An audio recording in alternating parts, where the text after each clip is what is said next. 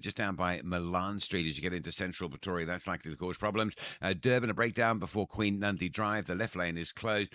Eastern Cape, big truck crash. In fact, there are two truck crashes north of Cookhouse and south of Craddock on that section of the N10. So take it easy through there. And Cape Town, just a little bit of traffic building on the N2. No incidents. We're coming in from Khayelitsha to the airport and then through Pinelands towards the M5 highway. Both sections getting busy. With your traffic updates, I'm Rob Byrne.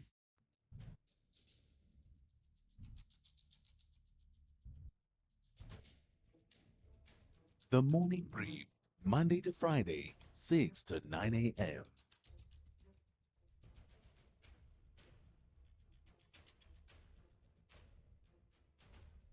The Morning Brief, Monday to Friday, 6 to 9 a.m. Hello, welcome to the show. Johnny Fatulas, good morning to you. Melissa's running solo today. She's running the show. And Paul's pushing the buttons. I'm John Garrick. It's good to be along with you today. What a day yesterday. Were you watching the testimony of Dr. Imogen Mashazi? She'll be back again at the Madlanga Commission today. Yeah, it's just one of those things. Yeah, every now and again we get a phone call to the show and or a voice note, and the voice note's just like, "Hey, John." Yeah, that's kind of what I felt yesterday. It was like, "Hey, John." So we will take a deep breath and we will get a little bit of analysis of what happened with the former Ekurhuleni city manager, Imogen Mashazi. Back today, we'll talk to Kenny Mapanga later on in the program. And there's the host of fascinating things going on around the world. We're going to look at what is happening with these strikes intended to kill survivors of an initial attack on a suspected Venezuelan drug smuggling boat. There have been a number of changes overnight about what we know about what has been going on with these strikes on these alleged drug runners. We're going to talk to Timothy Walker on the legality of what is happening there. Then we're going to hear from Water and Sanitation again today. This has got to do with the Jagersfontein tailings dam collapse. Remember, this is 3 years ago now that tailings dam collapsed, and they finally released their report on that. This is where there were deaths, houses destroyed, and the department's decided to allow operations at Jagersfontein mine to continue. We're going to talk to the Deputy Minister of the Department of Water and Sanitation, find out why. Magistrates in South Africa warning that rising threats, intimidation, and violence undermines the integrity of the justice system. We'll find out why as well.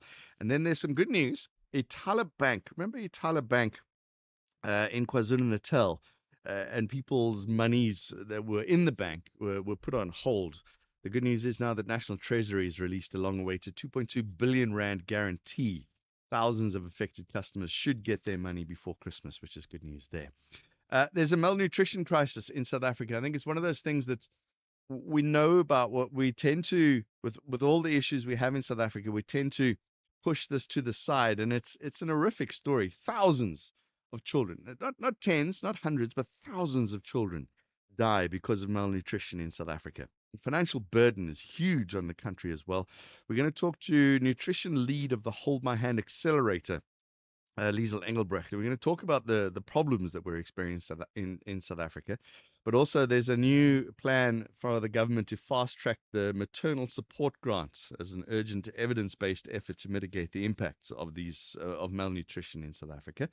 We're going to get an update on that big hailstorm that happened on the east and north of Johannesburg yesterday, and then continue our look at 16 days of activism for no violence against women and children. We have a good news story coming today, the Amazi Foundation, and we're looking to find out about Amazi. And then there's more good news that South Africa has regained its seat in the International Maritime Organization Council. So you think we would be there a lot because we're down south and all the boats come past us, and especially if the Suez Canal is blocked for whatever particular reason. And yeah, a lot of boats come past here. Why weren't we on there in the first place? We will talk to the Deputy Minister of Transport today. So it's busy show. Welcome to it. As always, phone lines open 086 000 2032. You can send WhatsApp voice notes on 0614 104 107. Let's get into it. Don't delay the fun. Fly into summer with FlySFair, Africa's most on-time airline, and land right on schedule to start your holiday. With our consistent on-time arrivals, we'll get you to family, friends, and good times even faster. From local hotspots and beyond to Mauritius, Zanzibar, Zim, and Namibia, you have so much choice on where to soak up the sun. Time's ticking. Get to flysafair.co.za now and book those holiday flights fast. Flysafair, for the love of flying. If your bank makes you wait for business hours to call them, then wait on hold during those business hours, you should take a second to ask why they even have your business. Join Discovery Bank to have SA's best bank for client service, available 24/7 for service exactly like no other bank. Discovery Bank is a licensed FSP and Ask Africa's Best Banking Service winner. The only talk radio morning breakfast show that makes sense. The Morning Brief. Melissa, how's it? Good, John. How are you? Your mic wasn't on. Should we try that again? Melissa, how's it? I'm good, John. How are you? Fine. Thanks for asking. I love what you do is you look at the other stories that we're following as well at the same time. And there's this interesting one about Lucky Montana's explained why he's left the MKP. Right? Yes. So Lucky Montana, the former PRASA CEO and member of parliament for the Umkhonto weSizwe party, has officially resigned from the National Assembly. He informed the party leadership earlier in the year and confirmed his resignation in a letter dated 30 August 2025. The MK party accepted his resignation, praising his principled contributions and leadership, though he will remain a party member. Montana's resignation follows that of Duduzile Zuma Sambudla, who stepped down days earlier amid allegations that she recruited young South African men who later ended up in Russia's military campaign in the Ukraine. All right. And I didn't even, when I say I didn't even know about it, it's one of those quiet. There is another commission happening, this one into the TRC related cases. Yes. So President Cyril Ramaphosa has extended the deadline and expanded the terms of reference for the Judicial Commission of Inquiry into delays in prosecuting TRC related cases, giving it until the 29th of May in 2026 to finish its work. The commission, chaired by Justice Sisi Kampepe, faced major administrative and procurement delays, including late appointment of its secretariat and a slow lease agreement process, which stalled progress for months. Government departments only submitted requested documents by the 26th of November of this year, and the commission will now spend at least 2 weeks gathering outstanding information before preparing for oral hearings, which are scheduled to take place from the 27th of January to the 21st of May in 2026. Proceedings remain paused while the commission considers an application from the Justice Department and the NPA seeking the recusal of Chief Evidence Leader Ishmael Semenya, contributing to the postponement of witness testimony until next year. And sorry, go ahead. No, it's okay. Okay. And more challenging for the Joburg mayor. Yes, he has a challenging week ahead.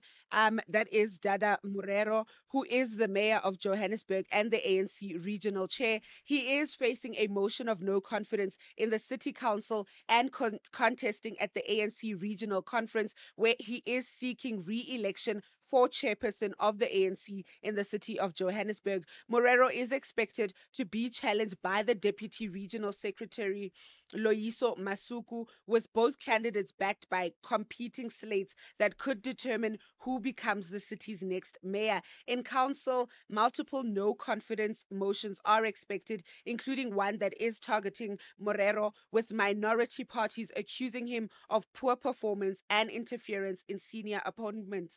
Some parties, however, accuse his opponents of seeking certain positions within the city. Morero maintains that he is focused on serving the community rather than holding power. The council sitting is expected to take place over 2 days, beginning today. So it will be an interesting one to see what happens there. Keep a close eye on that one. All right, Melissa, thank you very much. Plenty more coming up from Melissa. She's the one who answers the phones. If you call 086 000 2032, she runs through the WhatsApps, puts the show together. She's doing it by herself today. 17 minutes past 6.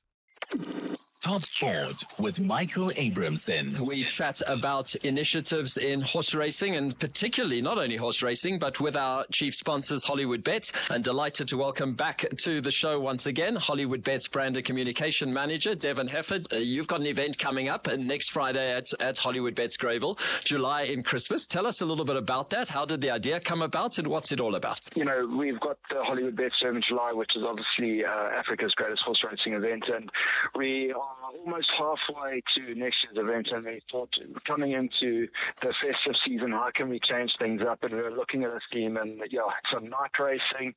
If you haven't been yet, the new lights are absolutely outstanding. It's a fun-filled entertainment. Top Sport on SAFM.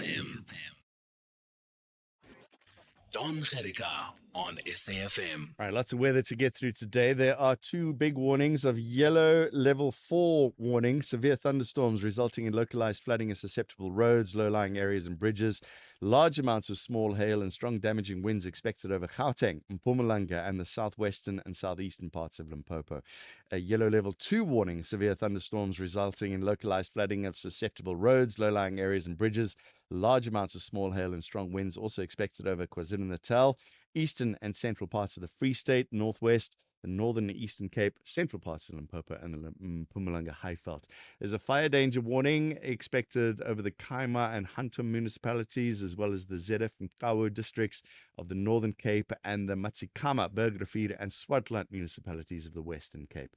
Pretoria, Johannesburg, and Vereeniging today. Partly cloudy, widespread showers and thunder showers. Capital 14 to 27, Johannesburg 14 to 25. Vereeniging 14 to 27. Mbombela, Polokwane, Mahikeng, Vryburg, all going to be partly cloudy, widespread showers and thunder showers. Mbombela 16 to 28, Polokwane 16 to 28, Mahikeng 16 to 29, Vryburg 16 to 33. Bloemfontein, cloudy, scattered showers and thunder showers, 13-29. Kimberley, partly cloudy, isolated showers and thunder showers, 16 to 33. Uppington is fine, 21-36. Cape Town fine with a moderate southerly wind, 18 to 27. George is partly cloudy with some light rain, a light to moderate southeasterly wind, 16 to 23. Gqeberha is partly cloudy, isolated showers and thunder showers, a light to moderate southerly wind, 16 to 23. East London is partly cloudy, isolated showers and thunder showers with a light to moderate southerly wind, 16 to 24. Durban is cloudy, some widespread showers and thunder showers, a light to moderate southerly wind, 20 to 26. Richards Bay, cloudy with widespread showers and thunder showers, a light to moderate northeaster, 19 to 29. Pietermaritzburg, cloudy, widespread showers and thunder showers, 15 to 25 degrees. Worldview Update, bringing you closer to international or global news. Ongoing issues in the States as lawmakers are demanding answers from the Trump administration following a report alleging that a U.S. military operation in the Caribbean included a follow-up strike intended to kill survivors of an initial attack of a suspected Venezuelan drug smuggling boat. There's been a number of changes overnight with the press secretary speaking out about this. Let's talk to Timothy Walker, Maritime Project Leader, Senior Researcher at the Institute for Security Studies. Timothy, thank you very much for joining us. Let's start at the beginning. The U.S. is striking these alleged drug smuggling boats, right? Well, good morning, and good morning to everyone listening. Thank you for asking on the show. Yes, they've been striking them for almost 3 months now. Approximately 21 attacks, and looking at almost 90 people have been killed. The justifications they provided have been, as we're saying, very controversial, and now it seems finally that enough people within the administration or the military have decided that what they're being asked to follow in terms of orders are effectively illegal. So this is this double tap. So if there were survivors, then the orders are to kill those survivors.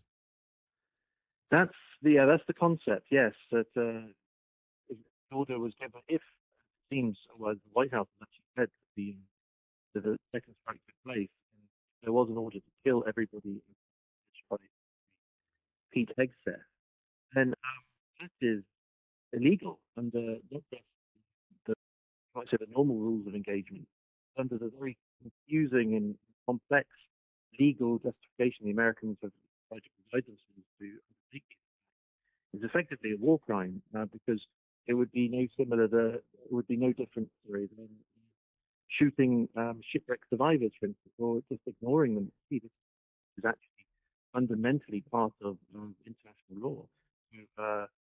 It's basically not kill everybody in a strike like this. I see Carolyn Levitt was throwing some of the military under the bus now, saying that it came from the admirals or the generals that were making these orders.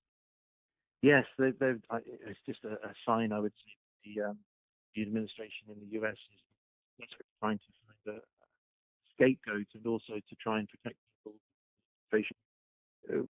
here to have given the legal orders trying to test off the spokesman said this was a complete fabrication. Then you have, as you said, the White House press secretary saying it did take place. And now you have naming of this admiral who's in charge of the special at the time, who was effectively following an order, but you've also had in the United States at the time, last couple of weeks, a huge furor over certain policymakers saying that illegal aid is coming into play. It just goes to show, I'd say, that the Trump administration, in terms of its problems with transparency, is really on the back with Epstein files, which are coming, as it were, where it will be released shortly, and now this illegal, or rather the legal justification, not going, well, not been shared yet. Hopefully, it will be shared, and that's bipartisan push that there has to be more accountability and transparency, something which the Trump administration really. Tell us about what's happening with Venezuela now. There's the airspace was no go, according to Donald Trump on a social media post. Yes, it's not something you can actually just declare over another country, and the United States has also moved a huge proportion of its combat firepower down into the Caribbean, and positioned it in Puerto Rico, throughout the Caribbean, and its largest aircraft carrier offshore as well. It's not necessarily enough to mount what you might say an invasion, as you think, to Iraq 2 decades ago now, where they invaded the country and took it over. It does seem very much like a kind of a saber rattling. This does seem to be the American military in order to undertake operations, almost in a limited or inadequate fashion as well. What they actually, Trump is in this very strange bind at the moment, where we're so used to thinking of him now, and many listeners might recall the expression "Sacco Trump out" has become very common when it comes to his policy. He's ordered, like I say, a huge chunk of his military down to the region, but with unclear purposes, and it does seem they're trying to intimidate or frighten the Venezuelans, either the president to leave or the military to effectively maybe mount a coup. Why? Well, I think there's a material reason for sure, which is that the pro-U.S. Venezuelan regime, a huge investment for companies, some energy-related industries, there's a lot of money to be made out of Venezuela. There's also an ideological factor as well, which Venezuela is a huge crutch for Cuba, providing it with a lot of subsidized oil, which the Cuban government and country relies on. Move Cuba becomes even more weaker, and that appeals in a way to a huge, massively important electoral community in Florida, which is a community there. Florida is one of the massive swing states in the electoral system, which whoever wins that is almost effectively guaranteed to win presidential election as well. So they already, I would say, have an eye on their next election and trying to appeal to a massive community who could swing the vote. Timothy Walker, thank you very much. Maritime Project Leader, Senior Researcher at the Institute for Security Studies. This is SAFM Sport with Zai Khan. Morning, Zai. Some football news and some rugby news. What's happening today? Oh, yeah, football. Very cruel business this morning. It's welcome back in Shishi to We'll See You on TV. That's how football is rolling this morning. Not looking great for Temba Zwani's long road back to fitness, ending in heartbreak. Mamelodi Sundowns veteran made a brief return to action in CAF Champions League last week, but not enough to earn him a place in the final AFCON squad. Hugo Bruges, the coach, says there's no time to nurse injuries so close to the tournament, opting instead for youth and readiness. South Africa kick off their AFCON campaign against Angola, 22nd December in Morocco. The former Bafana Bafana and Orlando Pirates defender and the 1996 AFCON winner, Sigurd Mutale, believes the feeling around the current national team is something special. After last year's bronze finish in Cote d'Ivoire, Mutale says the momentum is real, and under coach Hugo Bruges, the squad could finally end a 30-year AFCON drought. Mutale on just how far he believes Bafana can go. They can even go to the final if not winning it. I mean, with the belief of the coach. I like his belief and the methodology. You know, he always does things his way, what he believes in, and what he thinks will work for him. You know, so for me, I think we're gonna go all the way. You know, I mean, we are unbeaten for now. From the qualifying stages, we are unbeaten, and nothing is impossible. So that we can be unbeaten in the knockout stages or in the whole tournament. That's former Bafana Bafana and Orlando Pirates defender, as well as the 1996 AFCON winner with Motale here on the morning brief. Rugby, the Blitzboks, they touched down in Cape Town this morning after their fifth place finish in Dubai, with Ricardo Duarte already looking forward to another bite of the cherry. That cherry is the HSBC Sevens Cape Town, the second leg of the 2026 series set for DHL Stadium this weekend. South Africa won last year's tournament for only the second time since it moved to Cape Town in 2015. And Duarte says the team plays for love of the game as well as passion, chance to perform in front of family, friends, and the loyal supporters. The Blitzboks face a tough pool. They're opening against the Dubai winners, New Zealand, then Fiji, who beat them 28-10 last Saturday, and they'll be closing out against Britain. And finally, Swimming South Africa has turned a major corner in 2025, led by a golden breakout from Peter Katia, who claimed 3 World Championship medals in Singapore. Aileen Corbett landed her first global podium, while Rebecca Meader delivered consistent World Cup bronze. Even veteran Tad McClough returned to winning form. Clear signs the next wave has arrived for Swimming South Africa. We'll keep a close eye on these and other sports stories for you on the morning brief. I'm Zai Khan.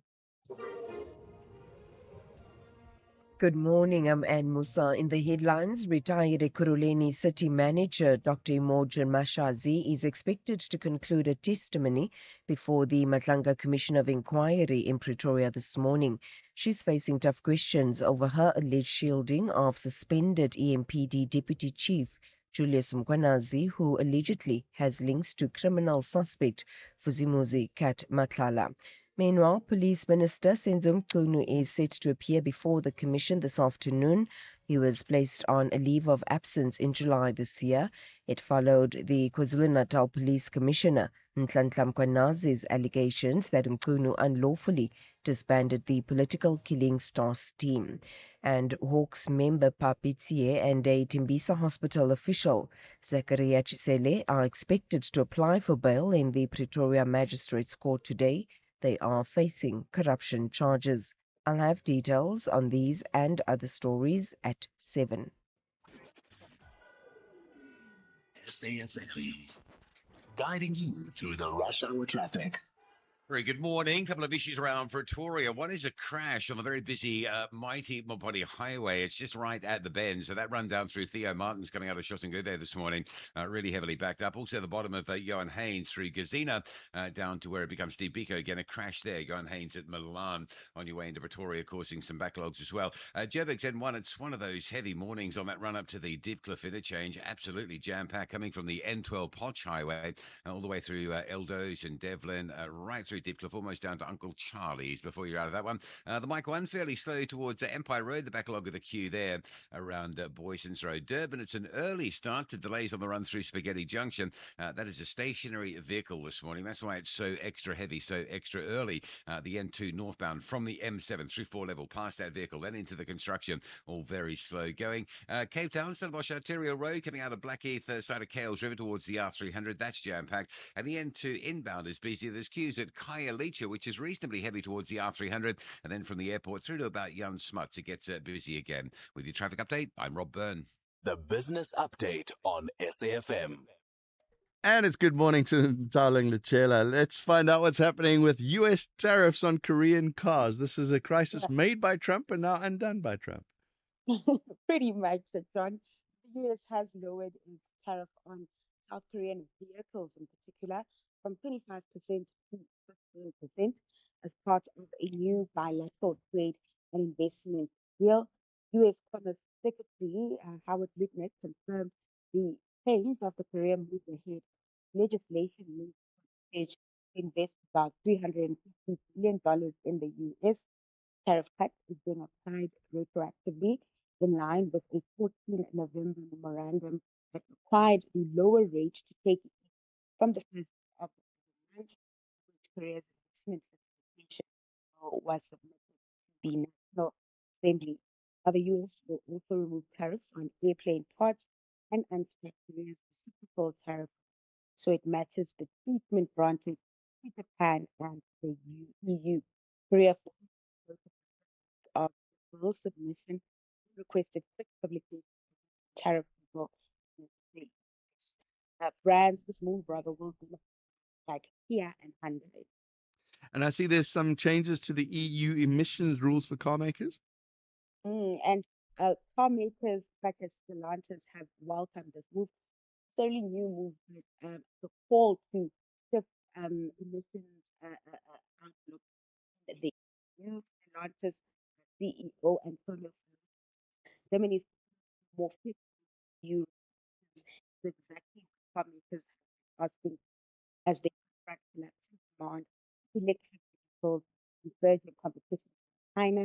Timing is key as the European Union is preparing a major support package for the industry due on the 10th of December, which could include think of the bloc's strict 2035 phase out of new petrol and diesel cars. Germany wants room for plug-in hybrids and advanced combustions beyond that deadline. Proposal that's the says fits squarely within the for a growth owner of brands like Fiat and Jeep, which is now one of the loudest voices in the regulatory debate, argues Europe's role with manufacturing to long-term decline. Companies' leadership sector needs reform, not only on emissions but also on small car production, light commercial targets, and incentives to replace heating. And what's happening on the markets this morning? So we had a shaky start to the new month with closing in the red overnight. Weak US manufacturing data continued to sell-off of a Japanese rate hike really weighing on global sentiment. That, however, not filtering through fully in Asian markets as much this morning, with stocks slightly rebounding. Trade, however, pretty mixed, with the Chinese Shanghai Composite taking down over 0.5% this morning. And then coming back home, trade was mixed, pretty choppy. Higher precious metal prices, though, keeping resources in the green, and that leading to a positive close, share up 0.9%. In currency markets, the rand still holding on to gains at 17 cents to the greenback on the back of a softer dollar. Oil, in the meantime, remaining steady this hour, above $62 a barrel. Thank you very much. And Taling Lachela, more business with her in an hour's time. Africa Update on SAFM. And it's good morning to Sipho Mantula. Sipho, I thought there was a humanitarian truce in Sudan. What's happening now?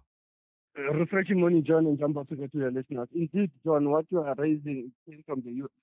They are trying to intervene as part. Remember the USA, United Arab Emirates, Saudi Arabia. They've spoken about it last month, but it seems nothing has happened. So I have yes, claiming that they've taken care of Anabus. That's a transport junction in the oil producing of the south of and when you look at West Kordofan State. It is worrying, John, when you look at it, the same RSF took over Al Fasher during their contestation with the Sudanese army. Now they have occupied another space. Means that this truce is not holding. We still need probably a mediation process. And in Cameroon, I see there's an opposition figure that's died. John, this is an opposition leader who was detained in October 24 for the clampdown on the post-election protest. And I see now yesterday his lawyers confirming his death. Now this has really sparked a controversy in the city of Yaoundé. This leader has been he has died because he was subjected to the arrest since October.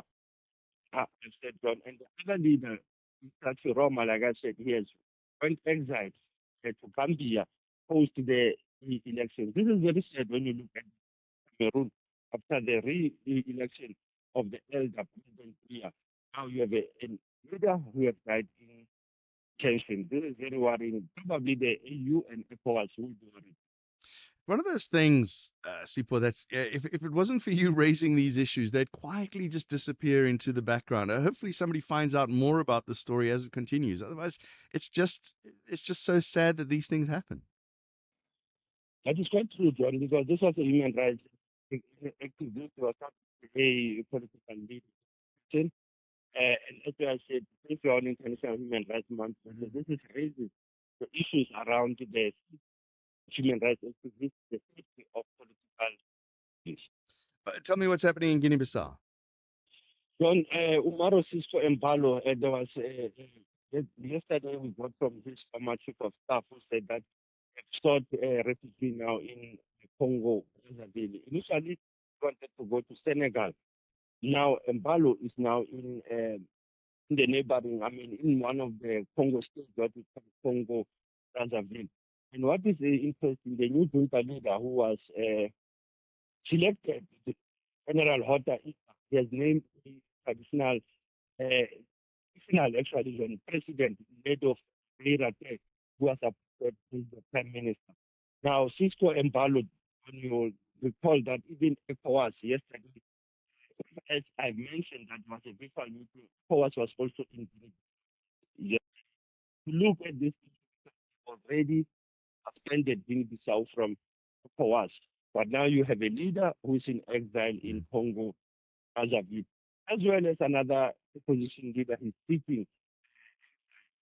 And for Guinea-Bissau, many problems after this, what I call yesterday, colonial coup, or it was an illegal. And your archives for today. John, the archives 48 years ago, on the 2nd of December 1977, they said due to the sufficient evidence, the South African police head of charges of Biko. It's a Biko month, also Sobukwe month and Mandela month. Biko was born during this month, but remember there's an inquest with the state that was open in. I think that what happened 8 years ago, this today has a necessary jail, but already an inquest by the state on the assassination of Bantu Biko. So this is an interesting archive. As you were talking with Melissa, the Biko file was in the clear. Paul John talking about how those who were involved in the assassination of Bantu. But now we have another inquest open by the South African government on the done this year. Santa Sana did not. Thank you very much, Sipho Mantula. Yeah, lots are going to come out of the woodwork there. You were there, SAFM is 20 to 7. Don't delay the fun. Fly into summer with Flies FA, Africa's most on-time airline, and land right on schedule to start your holiday. With our consistent on-time arrivals, we'll get you to family, friends, and good times even faster. From local hotspots and beyond to Mauritius, Zanzibar, Zim, and Namibia, you have so much choice on where to soak up the sun. Time's ticking. Get to flysafair.co.za now and book those holiday flights fast. Flies FA, for the love of flying.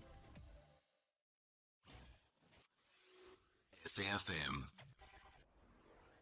Prime time all day long. Department of Water and Sanitation has released a report on the 2022 Jagersfontein tailings dam collapse, major failures in the mine's design and management. Well, despite the findings caused by the disaster, the department has decided to allow operations at the mine to continue. Let's talk to the Deputy Minister of the Department of Water and Sanitation, David Mahlobo. Deputy Minister, thank you very much for joining us. Just remind us what was in this report. Morning, John, and to report the from president to take for the table to of that there was on a track and from 20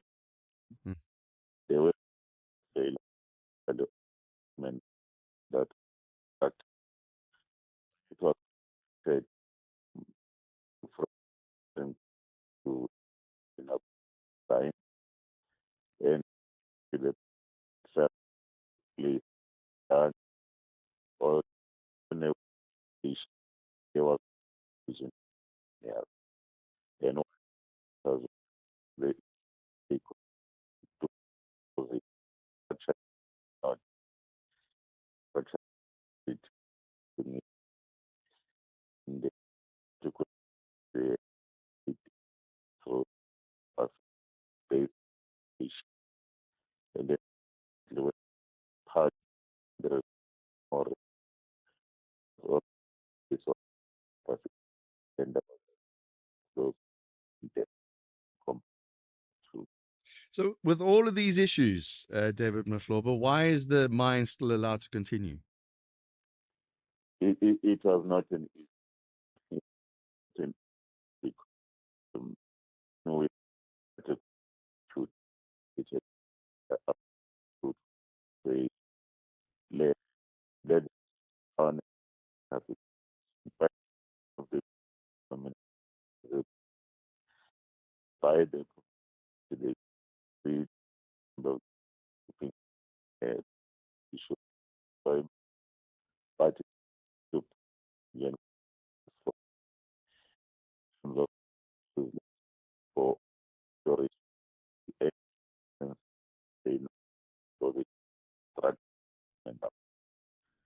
Then to which we should have we then have seen a but there's that since to prove that those as that things and the reason and uh, now in but was there of the that out for Mhm. you don't know what Mm. but our thing definitely how any can man one of the gave us is that really took some out led by this very the one of the no is in any contamination there's a that on it took but yeah but it so that you could keep them dinner that it also storage that that we is that it is that that and I in said the tweet them Mm. that I like to still in this place and direct in a at this and that place. Again, I've said this so many times, you can have all the laws in the land, but if nobody's actually implementing those laws or checking to see if these systems are in place, these deaths will continue. So, what is being done to monitor and make sure that the tailings dams, not just at this mine, but all the other mines, are safe and secure? What we've done what the new to run and if I had such a technical all and it is not it that cut out 10 when it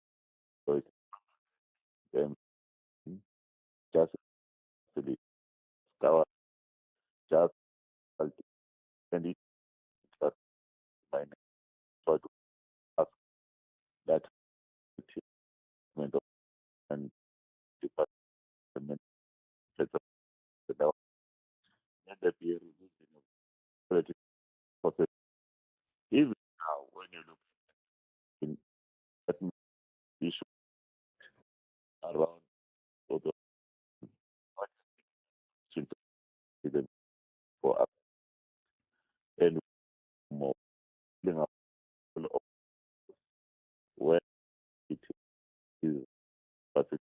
that in a Jewish farm that has to get them and ensure entertainment to them that and we for them but our crew would Speaking of accountability, what's happening with the representatives from the Jagersfontein mine now? you know that you know to the consequence was there after the really safe that part of the for issues of the community but they are live this in things with that you know the concept that is the government system to give the support for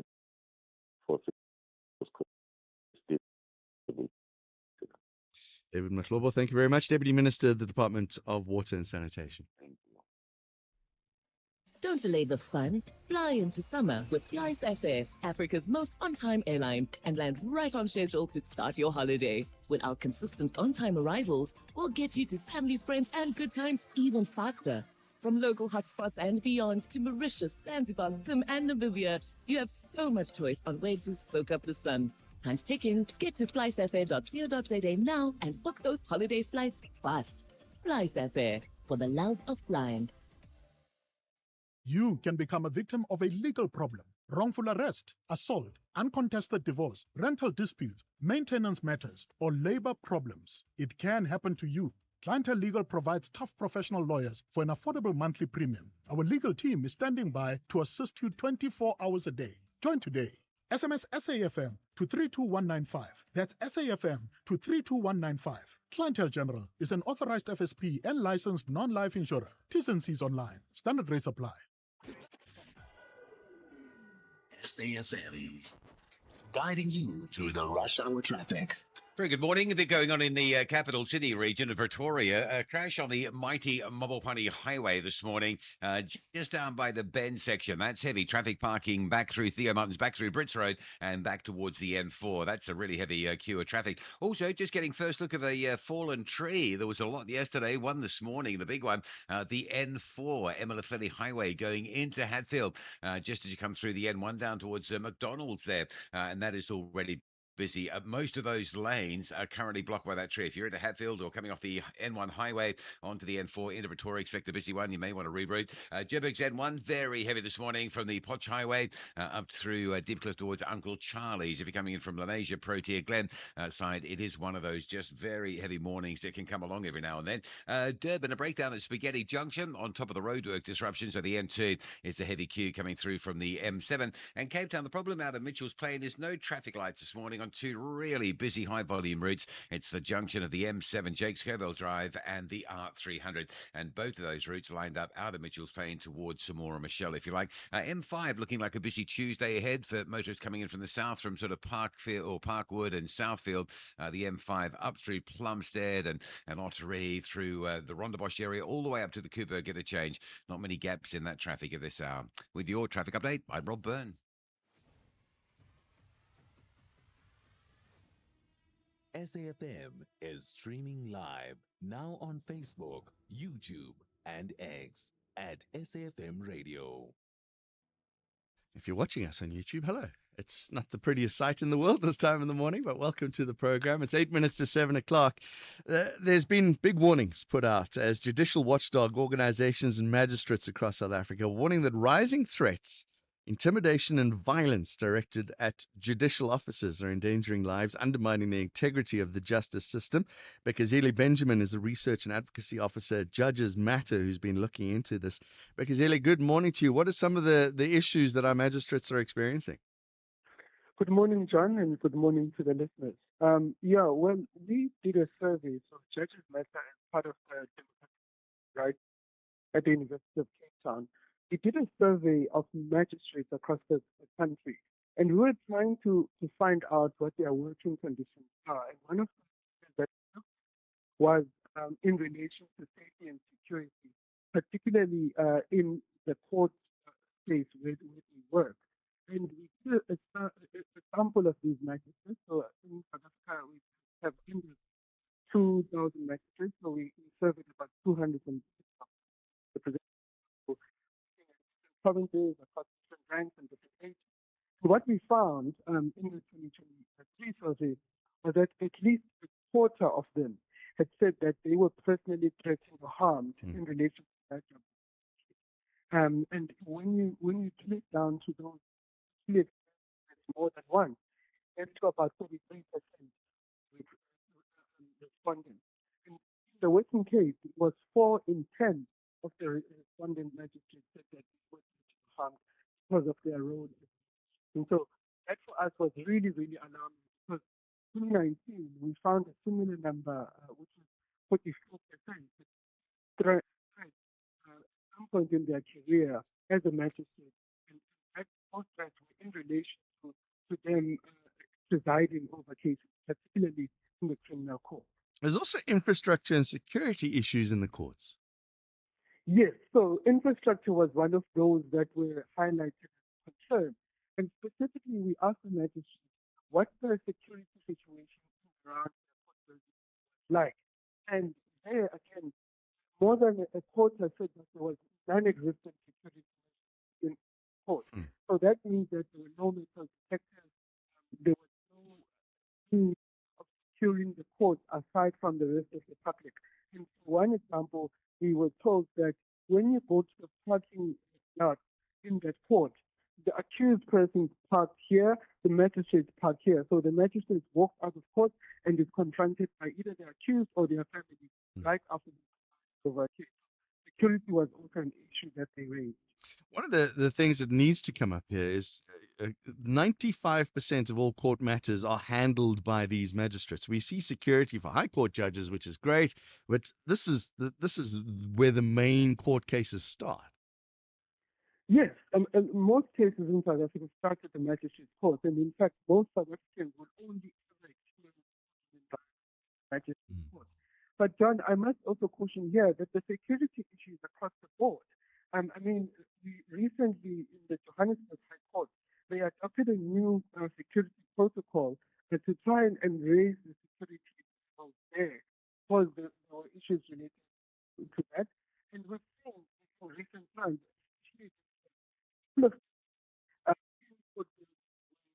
in and around Court where people have been killed. In one big magistrate Cape Town, someone was killed inside the court building. It is the issue of court infrastructure and safety and security at court should be a huge priority. All right, what is the impact then? First of all, on the magistrates and on the justice system. Well, look, the main thing is that magistrates are careful to preside over cases. We've also been to the Magistrates Commission where we've said in some of the interviews, it's requesting a transfer.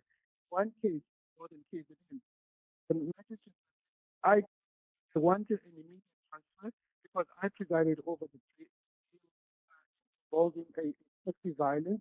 Now the Football Association in the local area with my own man. So he was requesting a transfer. And if we have a situation where magistrates are scared to preside over cases because of a fear of what might happen to them, then we might as well we have no justice to speak of. Now, you've done this research at Judges Matter, and you've sent it off, I'm sure, to the authorities. What's being done? Look, we have spoken to the Department of Justice, and they were receptive to some of the things that came out from the research. We were told that there were new that were implemented, especially at the priority courts where there have been incidents that have occurred in the last couple of months. The issue of budget was raised as well. So there are other competing priorities competing for the same budget. So not all of the security measures time. In most instances, there can't be source protection, for example, that is provided to all magistrates. But there are those that have undergone a security assessment. They are assured that they have been provided with security. But I think the bigger issue, John, is that we need to improve the infrastructure in our courts. A lot of our courts are quite old. The security measures are inadequate, so they need to be a special look at security in courts. Magistrates have also been asking for increase in salaries. This cost of living is hurting them a lot. Is this all part of that same issue that the magistrates are going through? Look, when we did the survey, we also looked at their position. The thing that they raised as one of the issues that stress a lot of the magistrates relates to remuneration. They haven't really seen that in remuneration keep up with the cost of living, let alone a increase recognition of the work they do. So it has been an issue that was raised all the way, I think, in our research.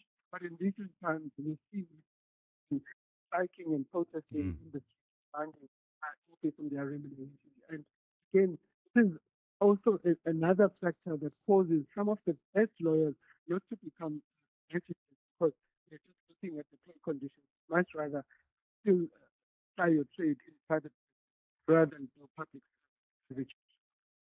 We'll leave it there. Mbukazile Benjamin, thank you very much. Research and Advocacy Officer of Judges Matter. What do you make of that? Give us a call, 086 000 2032. You can send us a WhatsApp voice note as well on 0614 104 107. I see we've got a couple. I think we can squeeze one in about the magistrates quickly. 0614 104 107. Hi, very bright and good morning, John and fellow listeners. The survey that was taken by Judges Matter, I think it should have gone further to check on the magistrate as to how many of those magistrates, the 230 or so, have taken bribes before, and they ruled the other way around after having taken that bribe, as to whether that it does not compromise their own safety. Thank you so much. You with SAFM. Coming up, we're going to get an update and a recap of what happened yesterday at the Madlanga Commission. Former Ekurhuleni City Manager Imogen Mashazi was giving testimony. We'll look at that. And also, good news for the Tyler Bank depositors. It looks as if their waits for finances might be coming to an end. You're at SAFM at 7 o'clock. Outsurance is in the business of saving you money on your car insurance premium. If they can't, ask for 500 Rand. SMS out to 30754. That's out to 30754.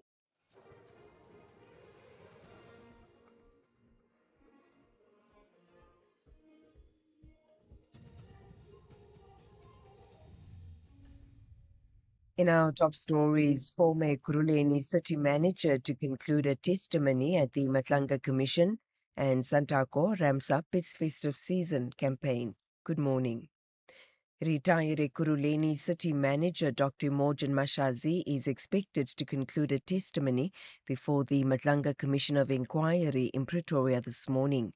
She's facing tough questions over her alleged shielding of suspended EMPD Deputy Chief Julius Mkhwanazi, who allegedly has links to criminal suspect Vusimuzi Kat Matlala. Yesterday, Mashazi accused suspended Ekurhuleni Metro Police Chief Jabulani Mapiyeye of using his position to take advantage of his subordinates. She alleges that various cases of sexual harassment have been brought against him. Meanwhile, Police Minister Senzo Mchunu is set to appear before the Commission this afternoon. Mchunu was placed on a leave of absence in July this year. This followed the KwaZulu-Natal Police Commissioner Nhlanhla Mkhwanazi's allegation that he unlawfully disbanded the Political Killings Task Team. Critics allege the aim of the disbandment was to obstruct investigations into powerful individuals. But Mchunu has denied this, saying he had briefed President Cyril Ramaphosa on his intention to disband the task team and he had supported the move. Sibahle Mota reports. Mchunu has already presented himself before the ad hoc committee in Parliament. He is expected to face tough cross-examination from evidence leaders at the Madlanga Commission. This, as various witnesses have testified that he had no authority to disband the political killing SARS team. The witnesses have further testified that the authority to dissolve the PKTT was the function of National Police Commissioner General Fani Masemola. Hawks member Papi Tsie and a Tembisa Hospital official Zakaria Chisele are expected to apply for bail in the Pretoria Magistrates Court today. They are facing corruption charges. They allegedly attempted to bribe a Hawks officer investigating corruption allegations at the Tembisa Hospital. Tsie and Chisele were arrested last week after allegedly paying the investigating officer a bribe of 100,000 rand. Hawk spokesperson Tandi Mbambo says more cases relating to corruption are being investigated at the hospital. That decision of adding other charges will be taken by the DPP as and when investigation continues. But at this stage, with other investigation relating to Tembisa Hospital, we have another matter that we have so far placed before the DPP that is awaiting decision. So we are confident that these investigations are going very well. Others are at the stage where now they will be also placed before the DPP. Others are still ongoing. But this incident that just happened now, it's not going to deter these investigations. That we can confirm to the public that we are still going to investigate this and ensure that those who are responsible, all of them are brought before the court of law. The South African National Taxi Council, SANTACO, says it has ramped up its Hlokomela campaign to protect commuters this festive season. The campaign runs until the 13th of January next year. It includes checking the roadworthiness of its members' vehicles. SANTACO is also working with government departments, law enforcement and civil society partners to reinforce responsible travel on South Africa's roads. SANTACO's national spokesperson, Rebecca Pala. SANTACO will ensure that all our vehicles are never overloaded. SANTACO also continues to say that safety is a shared responsibility between transport providers and those that receive the services. As such, SANTACO urges South Africans that let's work together to make this festive season safer for all South Africans. The council encourages members of the media and members of the public to follow our official social media platforms for daily updates on activations as well as the activities that will be undertaken. Further field, and finally, Russia says its forces have captured the frontline town of Pokrovsk in eastern Ukraine. Kyiv had sent reinforcements to the key logistics hub last month in a bid to fend off Russia's attack. The BBC's Bernadette Keogh reports. A Kremlin spokesman said Russian military commanders had informed President Putin about the battlefield gains on Sunday. Pokrovsk, a military logistics hub in the Donetsk region, has been the target of an intense Russian campaign for months. Despite Ukraine sending reinforcements, hundreds of Russian soldiers had managed to infiltrate the city. Ukraine has not acknowledged the loss, but the territorial claim steps up pressure on Kyiv as diplomacy to reach a peace deal intensifies. Recapping the top story, retired Ekurhuleni city manager Dr. Imogen Mashazi is expected to conclude a testimony before the Matlanga Commission of Inquiry in Pretoria this morning. For SAFM News, I am Anne Musa. Outsurance will go out of their way to try and save you money on your car insurance. If they can't, ask for 500 Rand. SMS out to 30754. That's out to 30754. You could spend 10 minutes waiting for that file to download.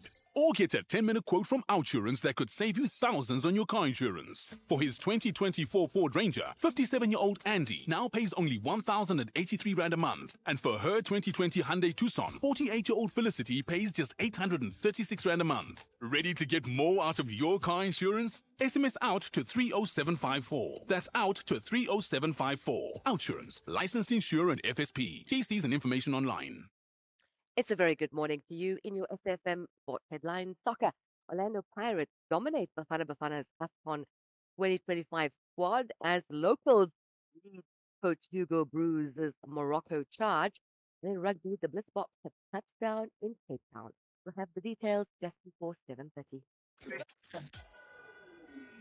SAFM, guiding you through the rush hour traffic. Morning. Here's a big issue going into Pretoria, coming off the N4 Emelathleni Highway. A big fallen tree as you enter Hatfield. So you come in from Watermeyer Street on the N4 through the N1, and then you line up down towards Pretoria Street. And it's that section there, just by McDonald's. So from the N1 highway, it all gets a bit hectic. You might want to choose an alternative route rather than the N4. Staying in the capital, earlier crash on the mighty Mopani Highway down by the Bend section has left a big backlog of traffic down through Theo Martins this morning. That queue almost back as far as the N4 highway. The N1 coming in from the south, really heavy, about as bad as it gets from the Potch Highway up through Deepcliff Interchange. The N3 northbound into Buccleuch, southbound into London, queuing now quite heavily as those roadworks continue. Durban's N2 north under more pressure than normal with a stationary vehicle after Spaghetti Junction. So it's a combo of that vehicle and the roadworks. It's a queue pushing back pretty quickly towards Cement Factory territory. And if coming out of Cape Town's Mitchell's Plain towards Samora Michelle, no traffic lights. R300 at the M7. Both of those routes are under pressure. And the M5 very slow this morning from Southfield all the way through to the N1 Cuba interchange. With your traffic update, I'm Rob Byrne.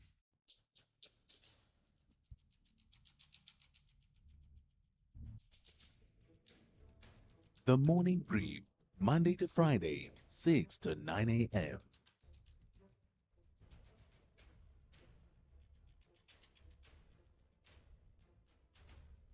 The Morning Brief, Monday to Friday, 6 to 9 a.m. 9 minutes past 7, you're with SFM. John Gericke in for Tulas this morning. It's the morning brief. Coming up in this hour, we're going to get a recap of what happened at the Madlanga Commission yesterday. We're going to look ahead to what's expected today. I think more fireworks will be happening. Kenny Mapanga, SABC reporter, is there, and we'll get a full update of what happened and what to look forward to today.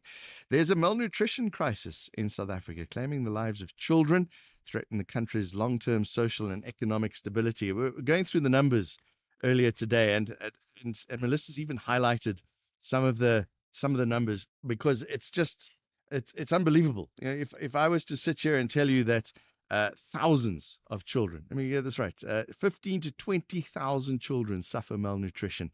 Over 1,000 children have died from severe acute malnutrition in hospitals in the past 18 months alone. 25%, a quarter of the children under 5 in South Africa are stunted, jeopardizing cognitive development and economic productivity. Those numbers are huge. And there are plans, it seems, to turn that around. And we look forward to finding out what those plans are with the malnutrition lead of the Hold My Hand Accelerator. Then towards the end of the hour, big hailstorm happened yesterday. As you know, you saw there were more warnings today about big thunderstorms. There have been warnings throughout the week. We haven't really had much of a summer or a warm summer up here in Gauteng this month. We're in December already, so we're going to talk to a meteorologist and find out what is going on with the weather. We'll talk about what happened yesterday, but also look ahead to December and see what's changed. Is this all global warming, or is it just one of those things that we deal with? 16 days of activism update coming up after the news at 8 o'clock. And then there's good news that South Africa is back in the International Maritime Organization Council. South Africa voted back in. We'll find out why. All of that and plenty more coming up. We'll take your voice notes as well. We'll take your calls. As always, phone lines open 086 000 2032. You can send us a WhatsApp voice note on 0614 104 107. Some say the squeaky wheel gets the grease. Well, sometimes it gets the grease, sometimes it gets replaced. Generic guidance only fits a few situations. That's why Momentum accredited financial advisors take the time to understand you, and only then apply their expertise. Advice meets your context. Momentum, your journey to success. Momentum is part of Momentum Group Limited, an authorized financial services and registered credit provider. If we have rights, shouldn't we also have opinions? SAFM, leading the conversations that move us. It seems as if there's been some good news. The wait for Itula Bank depositors to get their money back is coming to an end. There's been uncertainty there because until the National Treasury's released a long-awaited 2.2 billion rand guarantee, thousands of affected customers will get access to their frozen funds. Let's talk to KwaZulu-Natal Finance MEC Francois Rogers. MEC, thank you very much for joining us. Some background, please. What happened with Itula Bank?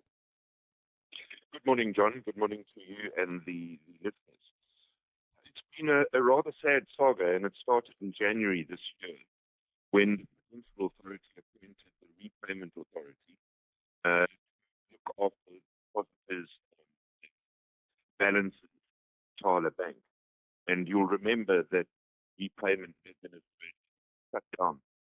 entire operation, which we challenged in court, and on 2 occasions, the judges found in our favour that Meek Lemon administrator had overreached, and he's appealed on every one of those occasions. What we now find ourselves in is that we've negotiated National Treasury, and a 2.2 billion rand loan has been secured to ensure that have access to funds. There's cash and cash equivalents in the bank currently of R1 billion.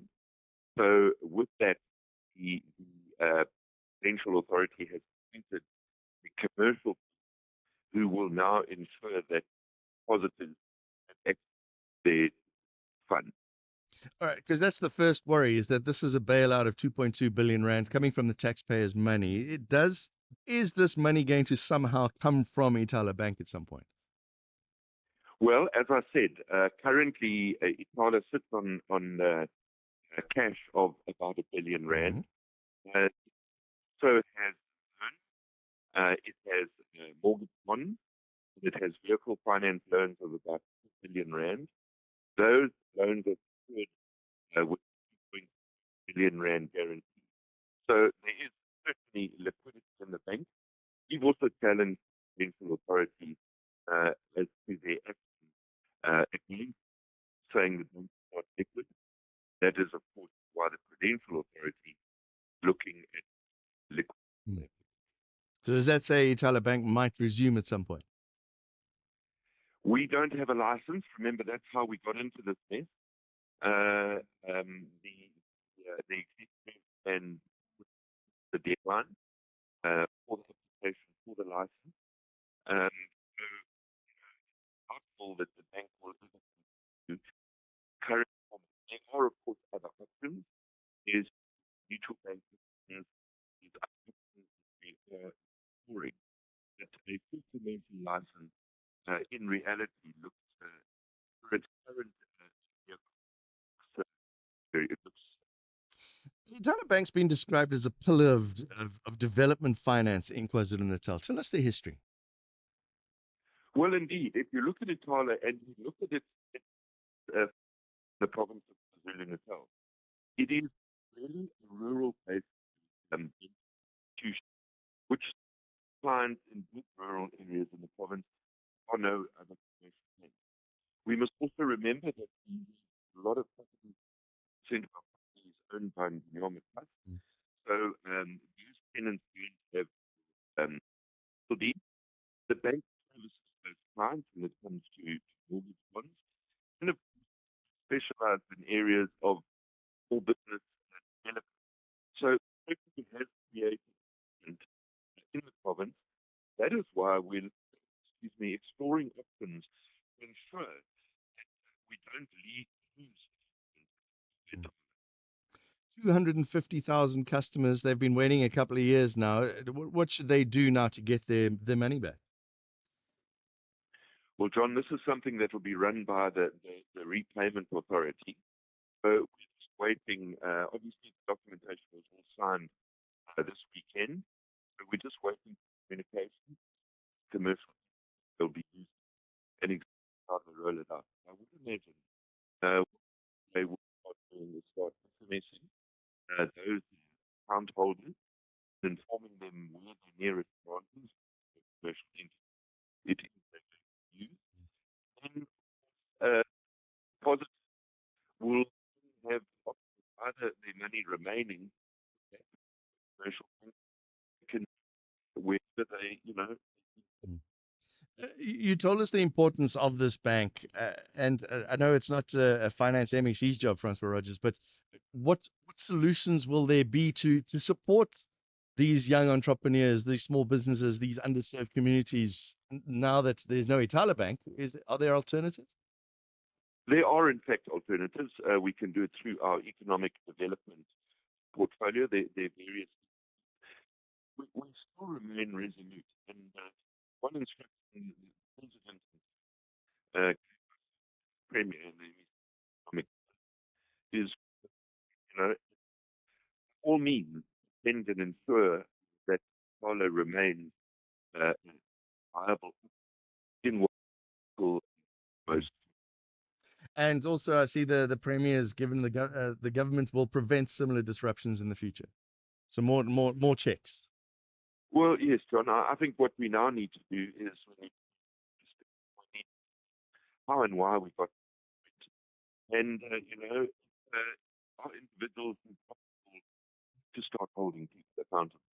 We've had people had people away, money with the dollar. It's moral what happened. There has to be accountability. Francois Rogers, thank you very much. KwaZulu-Natal Finance MEC joining us here on the Morning Brief. If you think you cannot afford a lawyer, think again. Clientele Legal has made professional legal services affordable. You receive up to 745,000 rand worth of legal services per year. Our range of plans include cover for you, your spouse, children, and extended family. Plans include cover for civil, criminal, and labor-related matters. Whether it's protection orders, gender-based violence, uncontested divorce, or poor service, your Clientele Legal lawyer will be there to assist you. Our services are convenient. Simply pick up the phone and call your lawyer or send us an email and we'll get back to you. All plans include a bail benefit of up to 5,000 rand and we'll go to the police station and pay it for you. Plus, Clientele Legal offers you 24-hour telephonic legal advice. SMS SAFM to 32195. That's SAFM to 32195. Clientele General is an authorized FSP and licensed non-life insurer. T's and C's online. Standard rates apply. James, congrats on the babies. Yeah, thanks. It's a wild ride.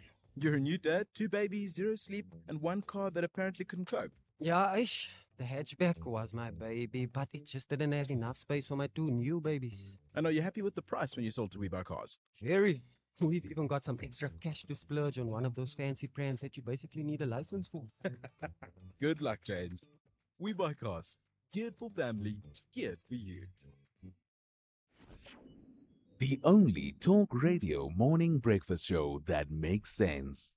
The Morning Brief. It's 7:20. Let's get an update on what happened at the Madlanga Commission yesterday. Former Ekurhuleni City Manager Imogen Mashazi returned to the spotlight. Allegations of corruption, abuse of power, deep-rooted criminal networks within the Ekurhuleni Metro Police Department. Kani Mapanga is SABC reporter. She's been watching what's been going on there. We got a WhatsApp from Lekau saying the doctor was disrespectful to the commission, demonstrating arrogance that people experience. What was happening there, Kani? Indeed. Good morning to you, John. Seeing that the witness, that is Dr. former manager, seemed to be aggrieved by some of the evidence that had already led prior to her appearance, placed her in an unsafe light in terms of the field that she afforded to the brigadier accused of running this parallel structure of alleged criminality within the city and in pointing out victimization towards anyone who challenged his particular authority and the unlawful acts, which also includes the signing of that memorandum in working with the as well as some allegations that Dr. Megan Mashazi has is as an accounting officer, what steps did she take to save the city from this kind of alleged criminality? What disciplinary processes that she may have taken that shield organizing, what the proximity between them may have been. However, when she came to stand yesterday, John, she chose not to immediately do that issue. And it seems that because she was aggrieved about the evidence that was being led, she chose to attack the credibility of the witnesses that are already given evidence with respect to allegations surrounding the alleged criminality within the city of Ekurhuleni.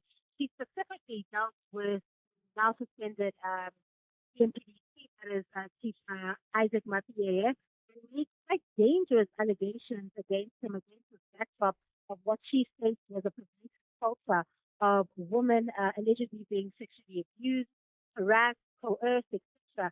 within the city of Ekurhuleni, allegedly for some form of upward mobility in that system. In terms of, I guess, diverting the commission circled back to her that in light of these serious allegations, what does she take?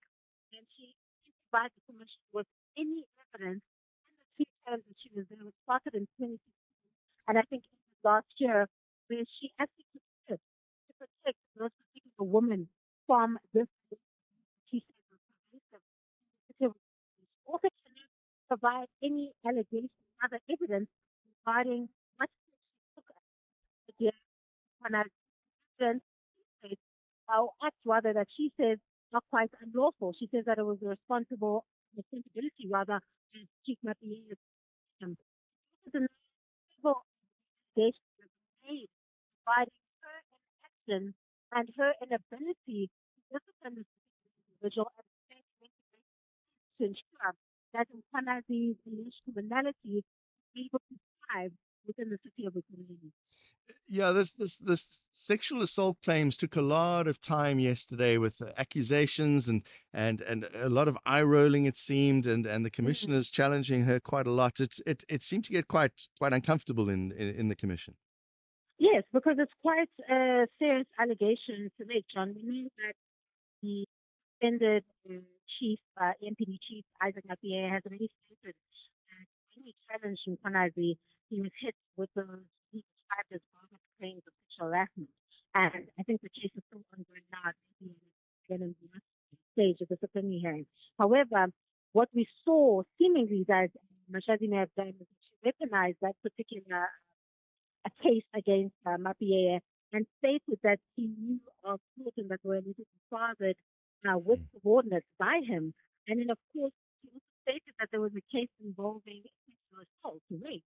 So, of course, in an allegation that is that serious, the context is going to be probed. Why is this information important to these particular individuals? If you speak about a pervasive culture, but you zoom into one individual, of course, that's going to raise eyebrows to the commission because that particular individual has come and given evidence about you that is not featuring as one may think, respect to the way we shielded these alleged criminal syndicates and then, of course, they're alleged with Mkhwanazi.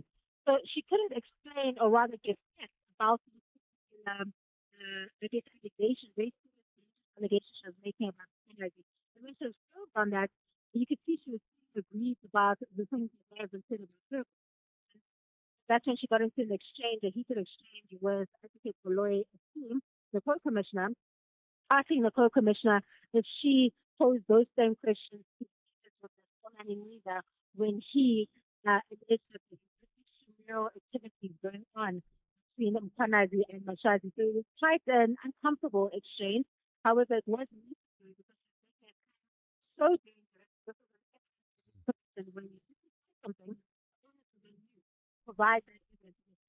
Because the subordinates, Commission expects to be able to back up such a dangerous claim. All right, Kenny.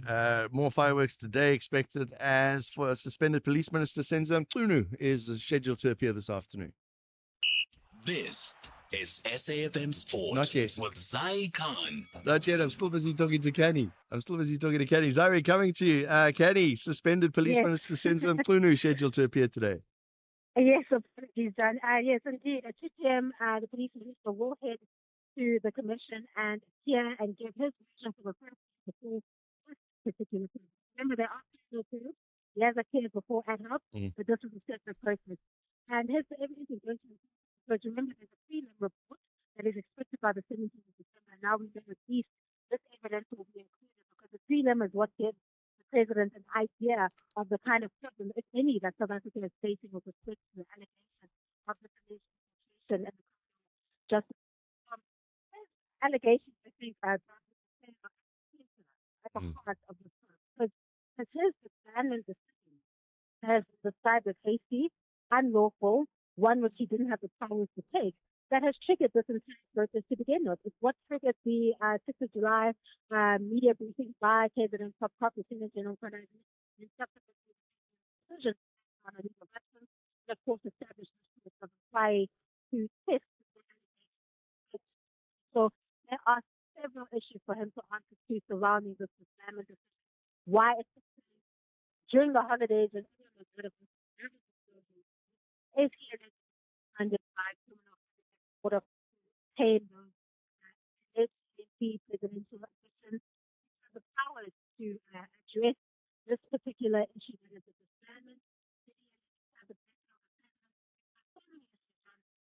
Come up as soon as the entire nation is going to as the Kumi takes to the stand and with this evidence providing the evidence that truly triggered this entire process that is being unfolded. Kenny Mapanga, SABC reporter. Thank you very much. It's now time for sport. This is SAFM Sport with Zai Khan. Zai, I know we're short on time, but we got this voice note. John, good morning to you, sir. This is Musa from Watuguza. Just wanted to quickly comment on the issue of Themba Zwane. I am a Sundowns supporter, and I would like to consider myself a diehard supporter. However, I don't understand all the hullabaloo around his exclusion from the current Bafana team. We all know he's been struggling with injuries. He's not been bringing in for Sundowns. And if you look at his age, I doubt he's got much left on his legs to offer the nation. As much as we love the boy, we love him, he's very talented, but we've got to accept that the age is no longer on his side. The injuries, of course, they just exacerbated the situation. I thank you, John. You said the young guns are back, Zai. Ones are back. I mean, I don't know, whatever side of the debate you're on this morning, one thing is certain though, South African football will never forget what Mkhitaryan gave to the game. So, yeah, hard luck for him though, but he's not the only one, by the way. He's also the former, player, despite being one of the most, productive South Africans in Major League Soccer. Ongapuse Songwane has once again been left out of the Bafana squad for AFCON in Morocco. The 25-year-old has been directly involved in more goals in the MLS this season than any other South African and was outperformed only by the global superstar Lionel Messi. But Coach Hugo Broos saying that squad balance, competition for places, he's looking for league strength that has influenced his final decision, leaving Songwane and Zwane to miss out again, despite Songwane's red-hot form in the US. Let's go now to former Bafana and Orlando Pirates defender, as well as the 1996 AFCON winner, Edward Motale, believes the feeling around the current team is special. After last year's bronze finish in Cote d'Ivoire, he says there's real momentum. We can even go to the final if not winning it. I mean, with the belief of the coach, I like his belief and the methodology. You know, he always does things his way, what he believes in, and what he thinks will work for him. You know, so for me, I think we're gonna go all the way. You know, I mean, we are unbeaten for now. From the qualifying stages, we are unbeaten, and nothing is impossible. So that we can be unbeaten in the knockout stages or in the whole tournament. And finally, in rugby, the Bliss Boks are back on home soil, touching down in Cape Town this morning after fifth place to Dubai. Coach Ricardo Duarte already has his sights set firmly on redemption. HSP7 Cape Town, the second leg of the 2023 kicks off at the DHL Stadium this weekend. That's the sport. We'll tackle more top of the hour. I'm Zai Khan. Good morning, I'm Anne Musa. In the headlines, Police Minister Senzo Mchunu is set to appear before the Matlanga Commission of Inquiry this afternoon. It's important for the Commission to hear his evidence. He's at the centre of the Commission's investigation into KwaZulu-Natal Police Commissioner Nhlanhla Mkhwanazi's allegation that he unlawfully disbanded the political killing stars team to protect high-profile suspects. Retired Ekurhuleni City Manager Dr. Imogen Mashazi is expected to conclude a testimony before the Matlanga Commission of Inquiry in Pretoria this morning.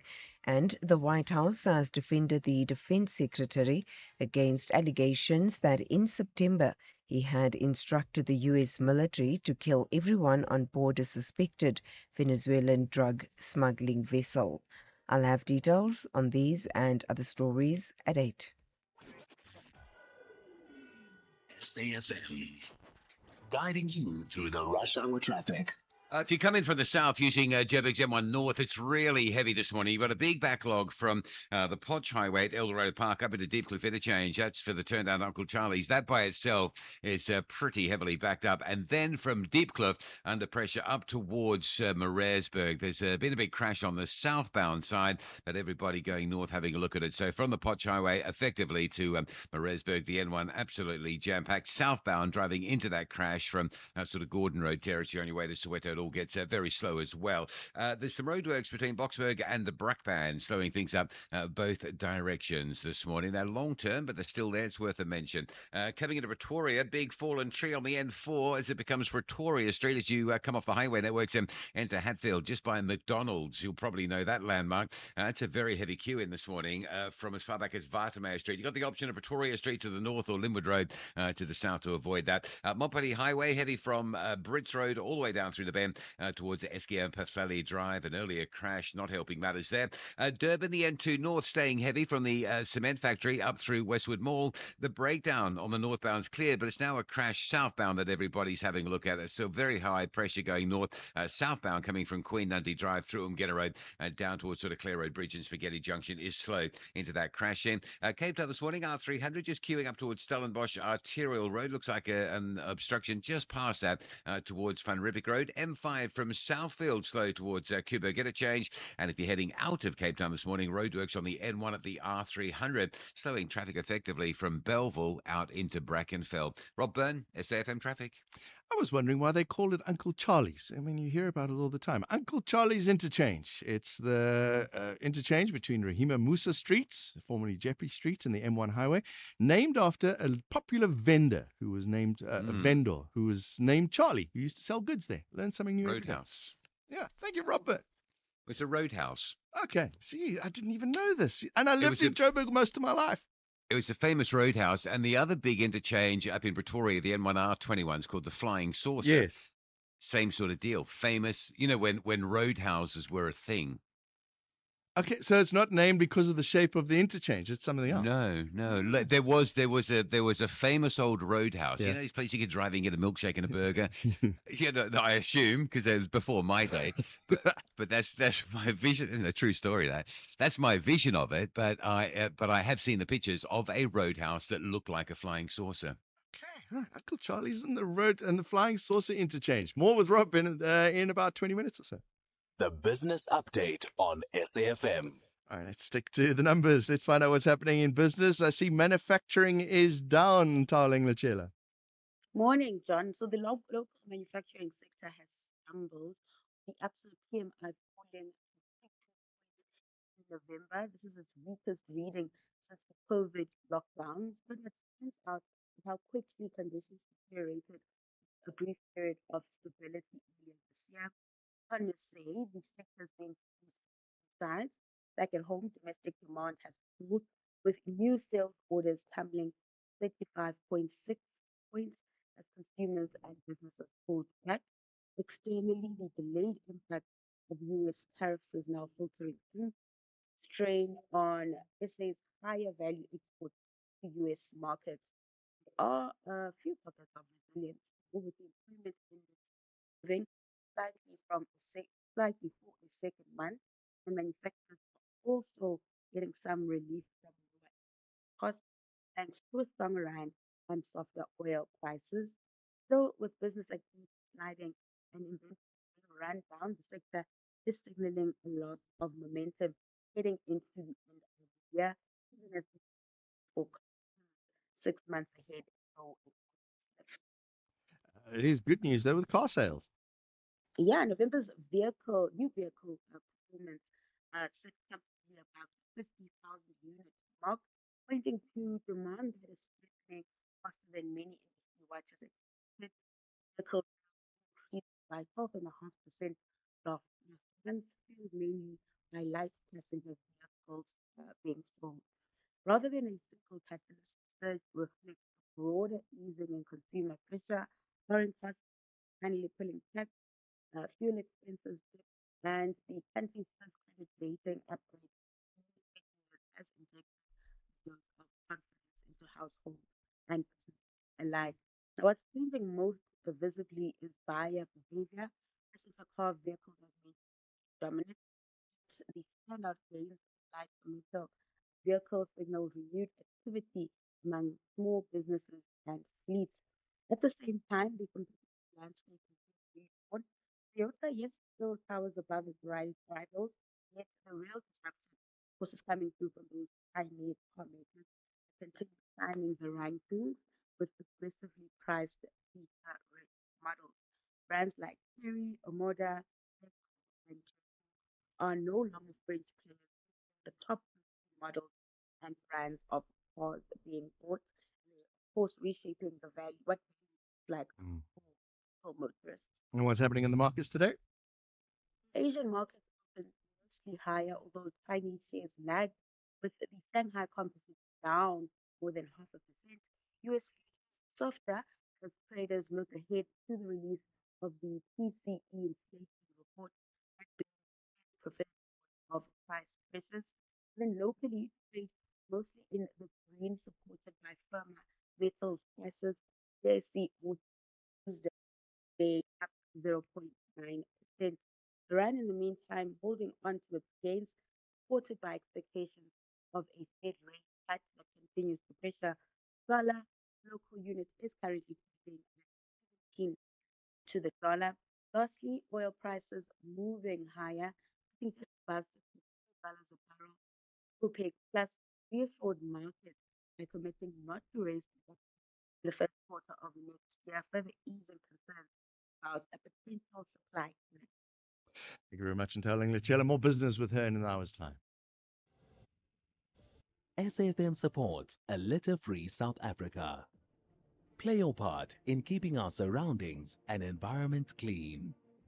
SAFM, leading the conversation.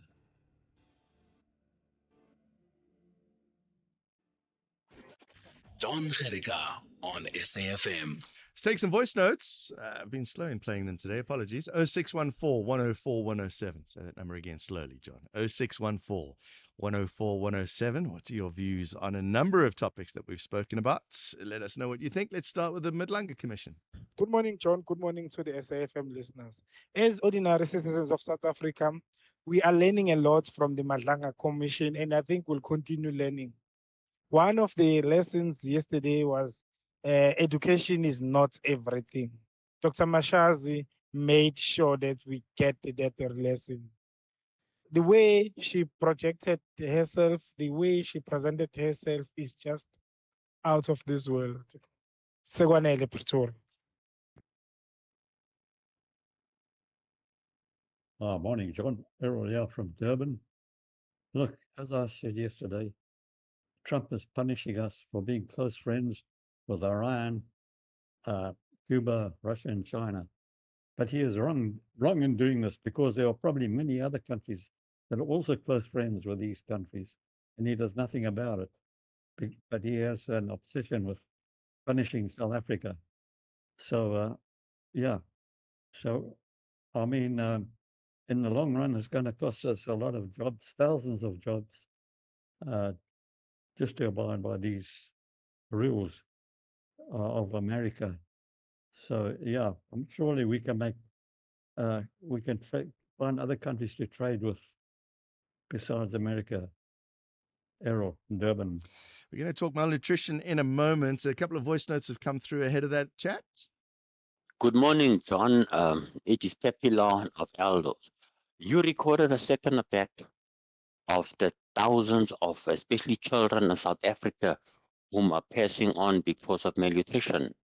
Yes, it is so, John, but then it bemuses me why you did not mention that from the 27th of the 4th month, 1994, when the ANC took over, such was planted. It was planted in the soil, and it is now growing up. It is now reaping.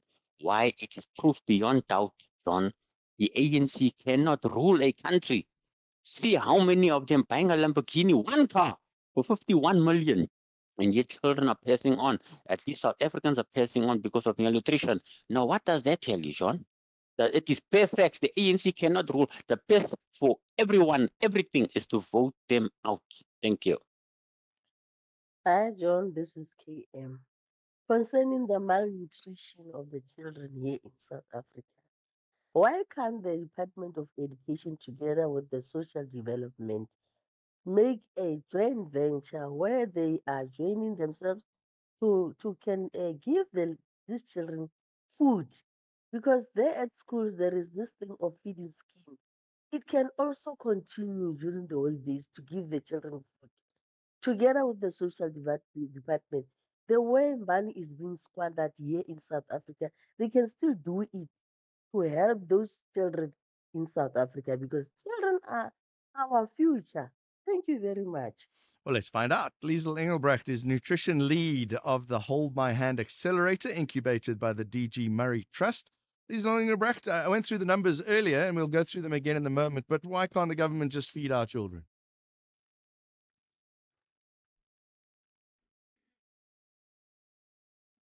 As you said, the numbers speak for itself. It's an urgent crisis. Much of the children in South Africa are chronically malnourished. So that means approximately 1.5 million children under the age of 5 that are chronically malnourished. And we actually need stronger leadership. Strong leadership, coordination, implementation, and that needs to be. Let's go through those numbers. You mentioned millions, but 1,000 children died of malnutrition in hospitals in the past 18 months alone, 15 to 20,000 severe malnutrition episodes. Where are the majority of this happening, or is it countrywide? That's countrywide. So there are certain provinces where it's happening. The hotspots this is happening across the country. And there are different forms of malnutrition. So as you mentioned, severe acute malnutrition affects about 15 to 20,000 children a year that are hospitalized. And because of that, and then approximately 1,000 die over the 18 months. So really, really a problem. And then also chronic malnutrition, which is not that visible ways, but also a humongous problem for South Africa. One thing as well is it's not necessarily just children once they're born. It's also the mothers that are giving birth to low birth weight babies. Yeah. So stunting. So let me just explain what stunting is. So stunting is a form of chronic malnutrition, and that means that the child is too short for their age. But that is just a proxy. That is just a sign that if the child's body doesn't grow properly, it's a sign that the brain also doesn't develop properly. And this means obviously the child has learning difficulties, the child will have problems learning in school, and that of course also impacts economic opportunities in their and the human potential, and that has an impact on the economy. So that stunting happens in the womb already. So if a mother is malnourished during pregnancy, that child already doesn't get enough of the right micronutrients that the child needs to fully develop. And then the baby is born at a very low birth weight. So the child is born with a disadvantage already. The child is born low birth weight. Increases that child's birth of threefold. So a child being born low birth weight because of the mom malnourished, properly nourished, really puts the child to a disadvantage. And we know what the problem of food insecurity in South Africa. We have a problem for moms to be properly nourished with the rising prices of food and also unemployment in the country. There's the human side of it, Liesel, and we understand that, but there's also the financial implications of this. There's the proposed grant, child support grant to pregnant women as well. That's going to cost us a fortune, but it helps. It will help in potential savings. Just explain that. Yeah, so it might sound a lot, but it will cost the state only about 2 billion annually, and that could save almost 15 billion in healthcare averted costs alone. If a baby is born low birth weight, that means prolonged hospitalization. There is a lot of other medical implications for that child in the hospital also later on. So about 13 billion in savings compared to about 2 billion if we provide mom with a support grant from when she attends a first antenatal visit will then allow us to have buying power to buy the types of foods that can help nourish the chickenized baby. And that money will also help us to transfer that need both experience and also necessary for the proper growth and development. It's really actually a no-brainer. You were talking about leadership. Do we have a target or a plan? So, the National Food and Nutrition Security Plan of 2018-2023, which wanted to get a national food and nutrition security council together, but that hasn't happened. So, our certain plans in place, but there's no leadership. So, what the agency is proposing, we want institutional support ones to really take effect. We want to see leadership on that. Also want to see food being made more affordable, that a nutritious basket of food is actually more affordable. So we really believe these two things can help prevent and reduce stunting and malnutrition among our children. And obviously, we look at the government. It's the first thing we do. How can the private sector get involved here? Yeah, so this basket of nutritious food is really, we are looking at mechanism called double discounting mechanism, where retailers and manufacturers discount certain foods by 10 to 50%, and then government comes in with similar subsidies. This means that this basket of food is about 20 to 60% more affordable. Is really important for households that can't afford foods that are nutrient rich and foods that are high in protein. So you'll see on the shelf the foods that are usually affordable are the foods that are also processed, high in fat, high in sugar. So it's but it doesn't provide the correct nutrients to really help the child develop and grow and grow a healthy. Liesl Engelbrecht, thank you very much. Nutrition lead of the Hold My Hand Accelerator. It's incubated by the DG Murray Trust. SAFM, guiding you through the rush hour traffic. Just a reminder, if you're driving into Pretoria, Hatfield area, coming off the N1 or the N4, there's big trouble this morning, a big fallen tree on that N4 as it sort of becomes Pretoria Street, just down by the McDonald's. So very heavy traffic. You've got Pretoria Street, which runs to the north of that coming into Hatfield. That's fairly busy, probably a bit of diverting traffic there. And a lot of traffic looks like it's getting out of Watermeyer Street and just ducking down, causing some delays on that alternative run as well. Crashing opposite Soweto on the N1 going southbound, just down by the Main Reef Road Bridge. So after Gordon Road, that all gets a bit busy on your way to Soweto into that scene. There's some heavy pressure on the N12 approaching Galulis this morning, almost back this far, well back past the Edenvale exit and working back towards Craft Road, so that's fairly heavy. And the N1 North coming up from Eldos through Devlin down into Diepkloof Interchange on your way to Joburg, that stays heavy as well.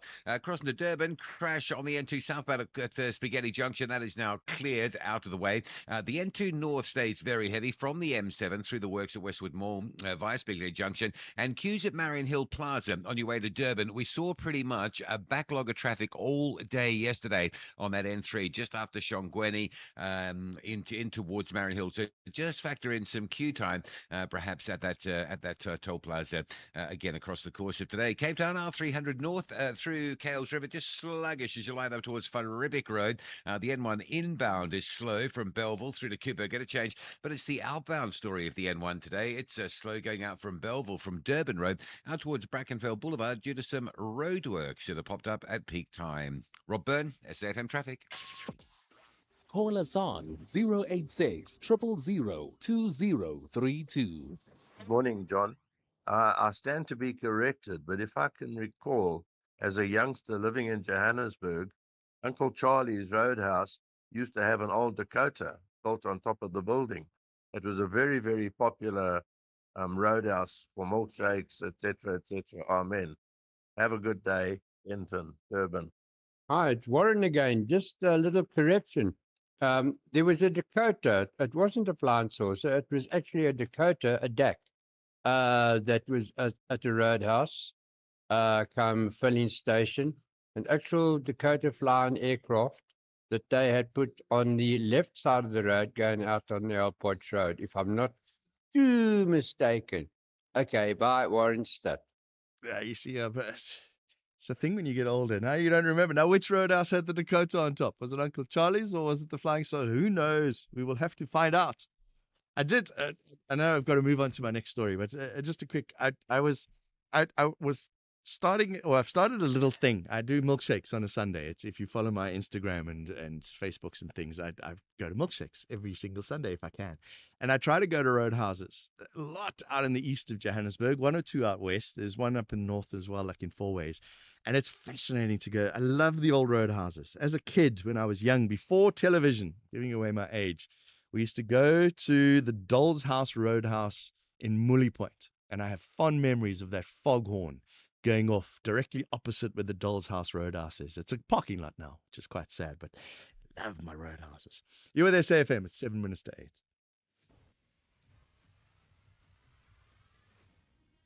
8. SAFM is streaming live now on Facebook, YouTube, and X at SAFM Radio. Let's talk about the weather. What is going on? Overnight hailstorms last night. There were more warnings handed up by the Weather Service this morning. Carports collapsing, flooded homes, windows shattered, neighborhoods left without electricity. 20 centimeters deep. You saw those photographs as shared by Rob Byrne yesterday, what was happening in Pretoria. Let's talk about the weather with Lehlo Nolo Tobela, is a meteorologist, South African Weather Service. Lehlo Nolo, is this exceptional? Are we seeing more severe thunderstorms this year? Good morning. Yes, definitely. We're seeing a lot of extreme weather in the south and northeast. So yes, extreme weather conditions are definitely fine for the part of the country. Is there a reason why? Yeah, well, different reasons, eh?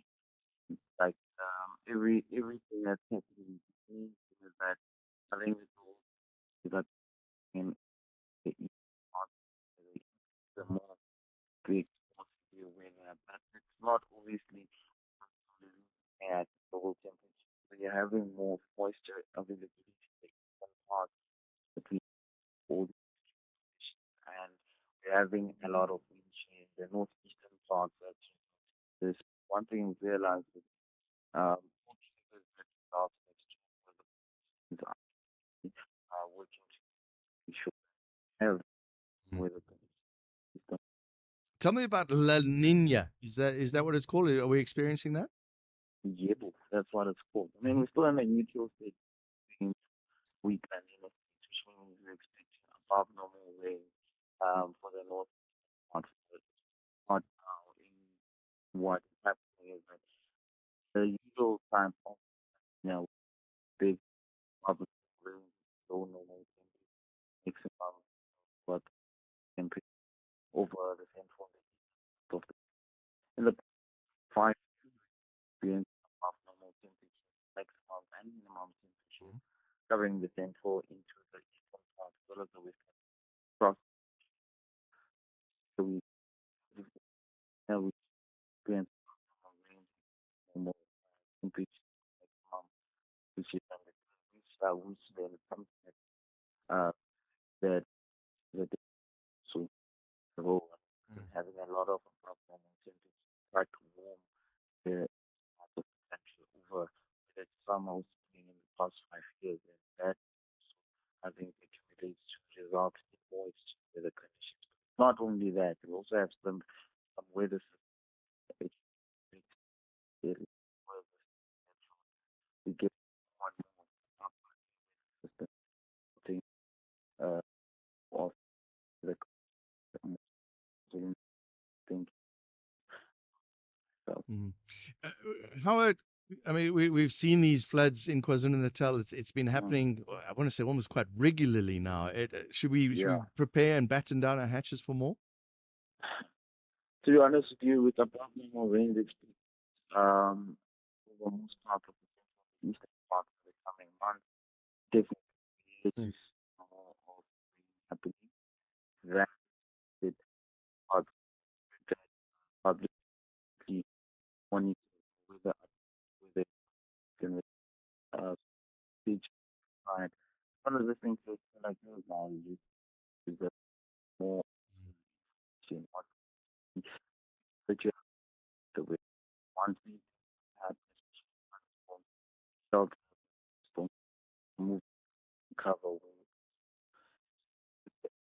course, all this is one thing that you don't.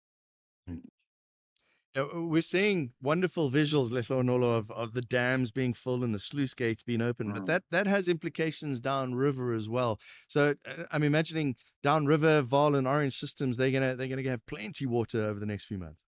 Yeah, true. And that's why I would say that you would see a lot of our advisors say that please avoid driving the road or trying your not to drive through overflowing fast. We see a lot and lot more of in general trying that you this way. So all the rain, yes, it has its number, it has bad found. All right, let's look ahead to the holidays, Leflonolo. Should we pack an extra jersey when we go down to the coast?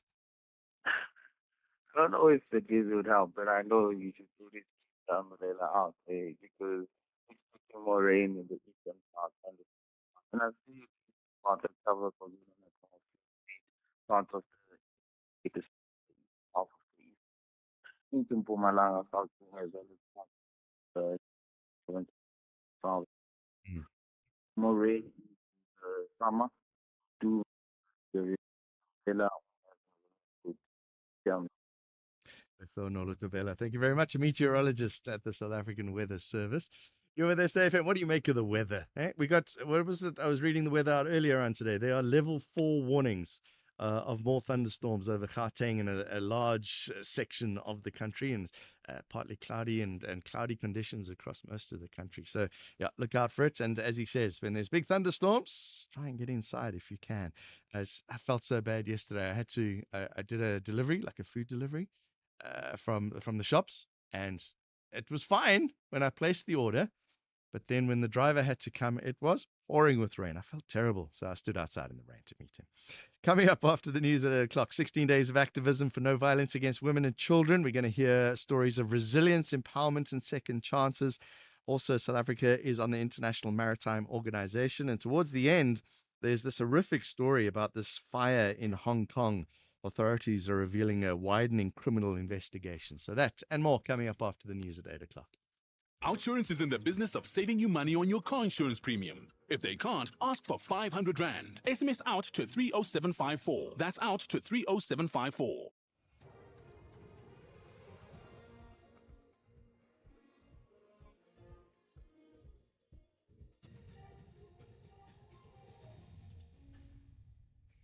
In our top stories, Mchunu to face Matlanga Commission over claims he shielded criminals, and Mehiwa trial to hear arguments on Zungu's statement admissibility. Good morning. The Matlanga Commission of Inquiry will hear the evidence of Police Minister Senzo Mchunu. He's at the centre of the Commission's investigation into KwaZulu-Natal Police Commissioner Nhlanhla Mkhwanazi's allegation that Mchunu unlawfully disbanded the political killing stars team to protect criminal cartels and high-profile suspects. Mchunu, who's on a leave of absence, has denied this. He will testify this afternoon. Kenny Mapanga reports.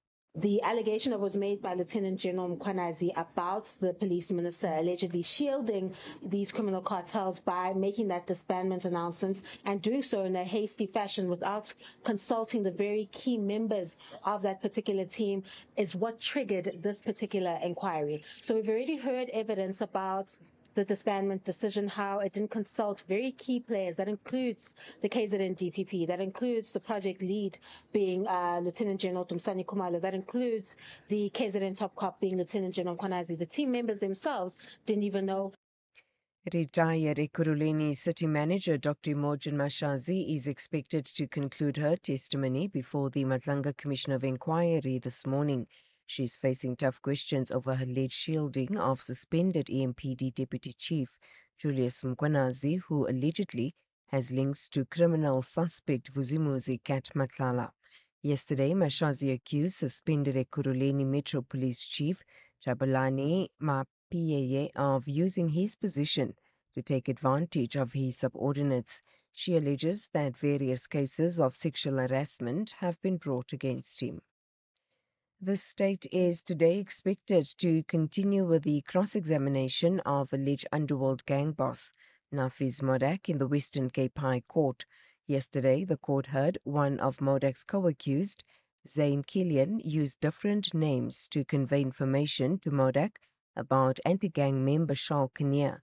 The state has repeatedly said Modak had a series of WhatsApp conversations with Killian under different code names. It says one of the conversations Killian had with him in June 2020 was about organizing hitmen for Modak to kill Kinnear. State Prosecutor Greg Volmerans.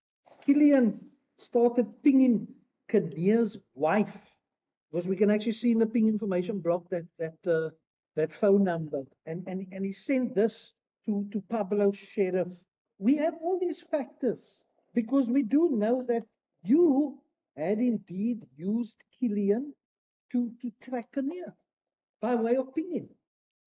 The High Court in Pretoria is this morning expected to hear arguments on the admissibility of a statement defense witness Fiso Gwabini Zungu has made in the Senzo Mehiwa trial.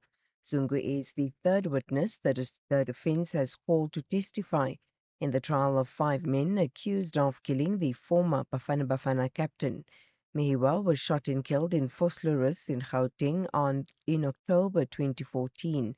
It's alleged that Gwabini hosted a gathering at a hostel in Vosloorus where all the accused were present. Paul Magubane reports. Sifiso Gwabini Zungu claims he was assaulted and later made to sign a statement by the police that he says he didn't read. When the state wanted to question him last Thursday on the contents of the statement, the defense objected. Not only is it alleged that Gwabini hosted a party at his hostel residence, state key witness Constable Sizwe Zungu also testified he witnessed the accused hiring back into the Basotho hostel on the evening of Miwa's murder and witnessed a firearm being handed to Gwabini. State Prosecutor George Baloyi felt it is necessary to question Gwabini about the contents of the signed document. Arguments on the admissibility of Gwabini's statement are expected to be heard this morning. And finally, the White House has defended the Defense Secretary Pete Hegseth against allegations that in September he had instructed the U.S. military to kill everyone on board a suspected Venezuelan drug smuggling vessel. Hegseth is reported to have ordered a second airstrike against survivors clinging to the wreckage. The BBC's David Willis reports. The White House said today that Mr. Hegseth authorized the commander in charge of the operation, Admiral Frank Bradley, to ensure the boat was destroyed and the threat to the United States was eliminated. And in a social media post, Mr. Hegseth also sought to deflect blame, saying he stood by the combat decisions Admiral Bradley had made. President Trump has been meeting with his national security advisors to discuss what to do next in regard to Venezuela. A Reuters report suggests he gave the country's president, Nicolas Maduro, until last Friday to leave the country safely. Recapping the top story, the Madlanga Commission of Inquiry will hear the evidence of Police Minister Senzo Mchunu. He is at the centre of the Commission's investigation into the KwaZulu-Natal Police Commissioner Nhlanhla Mkhwanazi's allegation that Mchunu unlawfully disbanded the political killings task team. For SAFM News, I am Anne Musa. Outsurance will go out of their way to try and save you money on your car insurance. If they can't, ask for 500 Rand. SMS out to 30754. That's out to 30754. You could spend 10 minutes waiting for the microwave to beep. Or get a 10-minute quote from Outsurance that could save you thousands on your car insurance. For his 2024 Suzuki Jimny, 55-year-old Stefan now pays only 611 Rand a month. And for her 2024 Kia Sonet, 31-year-old Balisa pays just 926 Rand a month. Ready to get more out of your car insurance? SMS out to 30754. That's out to 30754. Outsurance, licensed insurer and FSP. TCs and information online. It's a very good morning to you in your SAFM Sport headlines. Cricket, Proteas confident of a strong comeback against India ODI series after the Ranchi setback. And in rugby, all eyes on Evan Esvet, the Springbok enforcer, learning his fate today after that red card against Wales. I have the details just before 8:30. SAFM, guiding you through the rush hour traffic. Well, he's still slowly coming up the highway. Networks going into Hatfield, Pretoria, Fallen Tree by McDonald's, where that N4 becomes Pretoria Street. That's what's been causing the problem. The R21 queuing this morning away from the airport towards Pretoria at Olifantsfontein. There's also another big queue lined up towards Nel Mapius Drive. So two queues to work through there. N12 and R24 routes coming in from the Ekurhuleni side. There's delays just lining up into Galuli's interchange. The N1 north into Deepcliff stays heavy, although it is starting to ease up. Durban, the N2 going north from Cement Factory through towards Spaghetti Junction is still really heavy. Big backlogs there. The N3 at Marion Hill Plaza, very slow going. It was slow all day yesterday, and it looks like being a repeat of that. If you are Durban bound, you've got to go through Marion Plaza. Just expect some delays there. Cape Town, the N2 inbound through Somerset West is quite slow coming into the Gans Park area. Outbound fairly sluggish as well going into Somerset West. And roadworks on the N1 out of town near the R300 causing delays from Belleville as you line up out towards the Brackenfell side. With your traffic update, I'm Rob Byrne.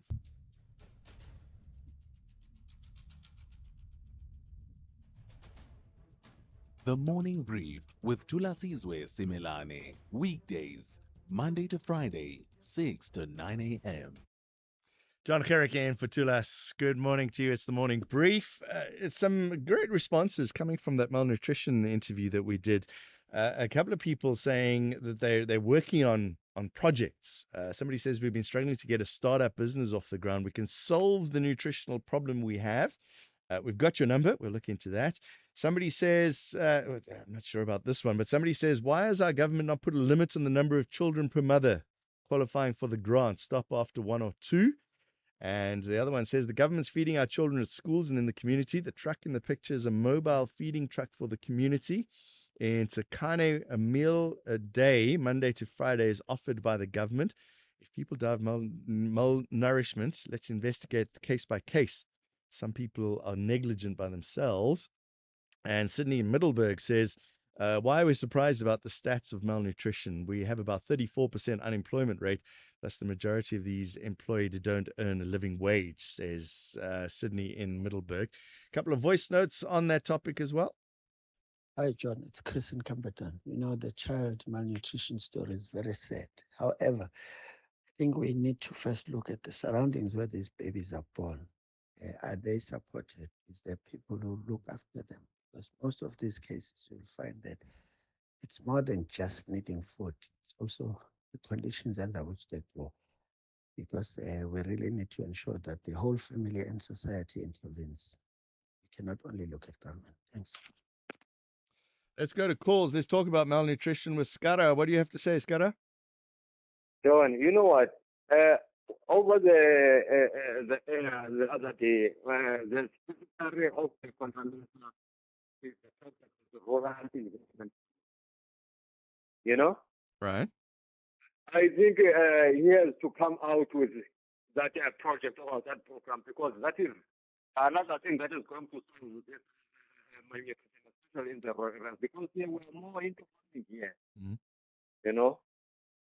But now he has just highlighted it and stopped it there. We want him to talk more. Will you please just invite him the other day on the air so that you can say what you want to say about farming in the rural areas?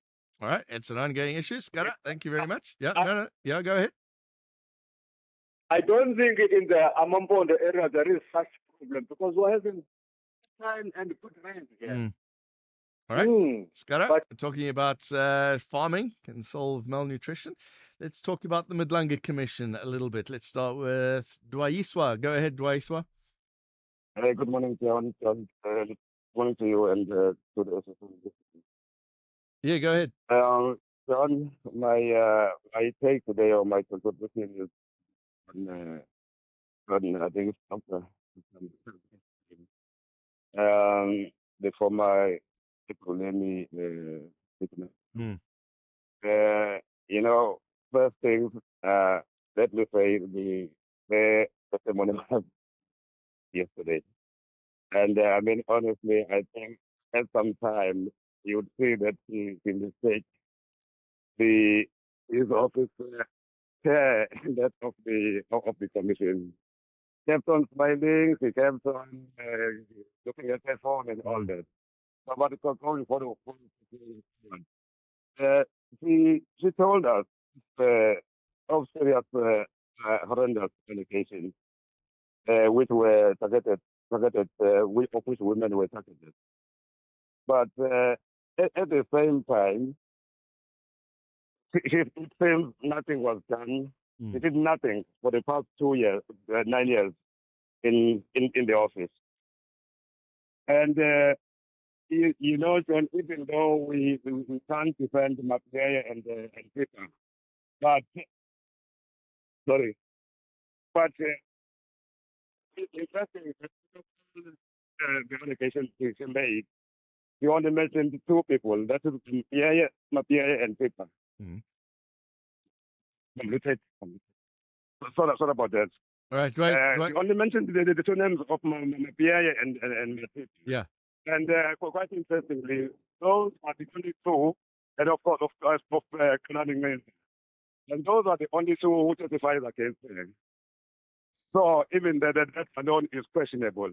All right. And you know, Dwaisa, sorry, quickly. I need to move on, Dwaisa, but thank you very much. Let's go to Ntonde. You want to talk about Madlanga as well? Ntonde. Hello, John. Yeah, quickly, go ahead. Hello. Yes, go ahead.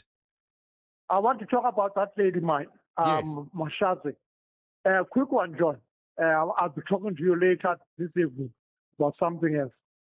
But the fact that my parents, did those horrendous acts, sexual abuse, blah, blah, blah, blah, blah.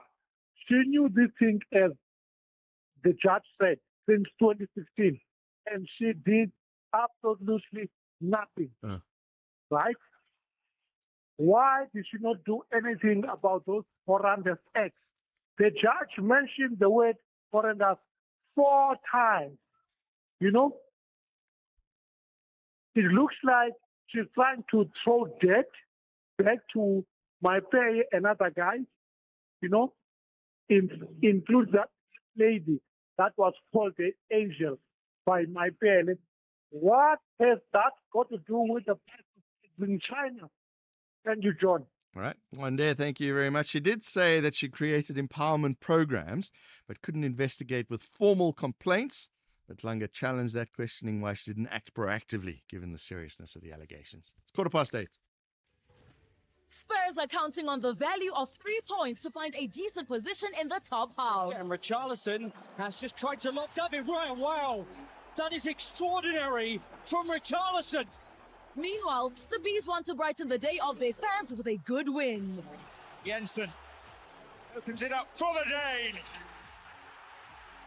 It's Brentford's day for the 3rd time in 4 seasons. This is the Premier League. Experience the hot contest between Tottenham Hotspur FC and Brentford FC for Saturday, 6 December at 4:30 p.m. Live on SABC Plus and SABC 3. Proudly brought to you by SABC Sport. For the love of the game. Don't delay the fun. Fly into summer with Flies FA, Africa's most on-time airline, and land right on schedule to start your holiday. With our consistent on-time arrivals, we'll get you to family, friends, and good times even faster. From local hotspots and beyond to Mauritius, Zanzibar, Zim, and Namibia, you have so much choice on where to soak up the sun. Time's ticking. Get to fliesfa.co.za now and book those holiday flights fast. Flies FA, for the love of flying. The only talk radio morning breakfast show that makes sense. The Morning Brief. As we observe 16 days of activism for no violence against women and children, there are stories of resilience, empowerment, and second chances. Let's focus on one of those, and that is the powerful story of Amazi, a social enterprise built on the belief that when women are equipped with skills and supported with dignity, their potential becomes limitless. Divya Vasant is Amazi founder and CEO. Divya, thank you very much for joining us. Tell us your story about this, what sounds like a great initiative. Good morning. Thank you so much for having me. So we're an infant brand that scales and creates learning opportunities industry. And in the past 10 years, we've skilled 2,500 people who have access to skilling. And we've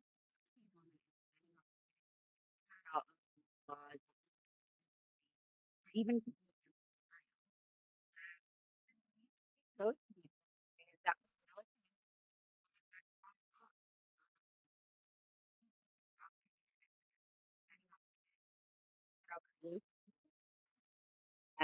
our overall mission is on the progression of young unemployed women and to help them realize their potential. Whenever you think of these kind of things, you think of massive amounts of funding that's needed and support from government and small and private enterprise. Tell us how you began. Well, we began with and a whole lot of good intention and people who were willing to drop time, figure out how to help us find women, and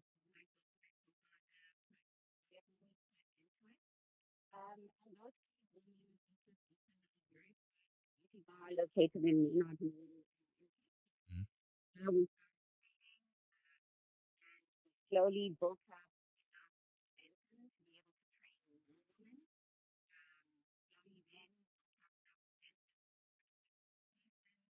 and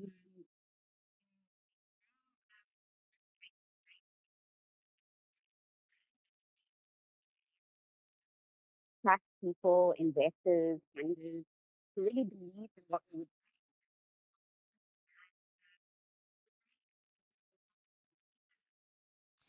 It's what's important, I think, here, Divya, is you're an economist and your co-partner Lisa is a beauty industry expert. That seems to dovetail well together because it's not just training women to be nail technicians. You're also equipping women with a lot more than that. Correct, correct. I think we always say to each other that we are each other's points. We have strengths and we complement each other. Our overall goal, and I think we're very aligned on this, our goal was always to thrive and learn our interviews.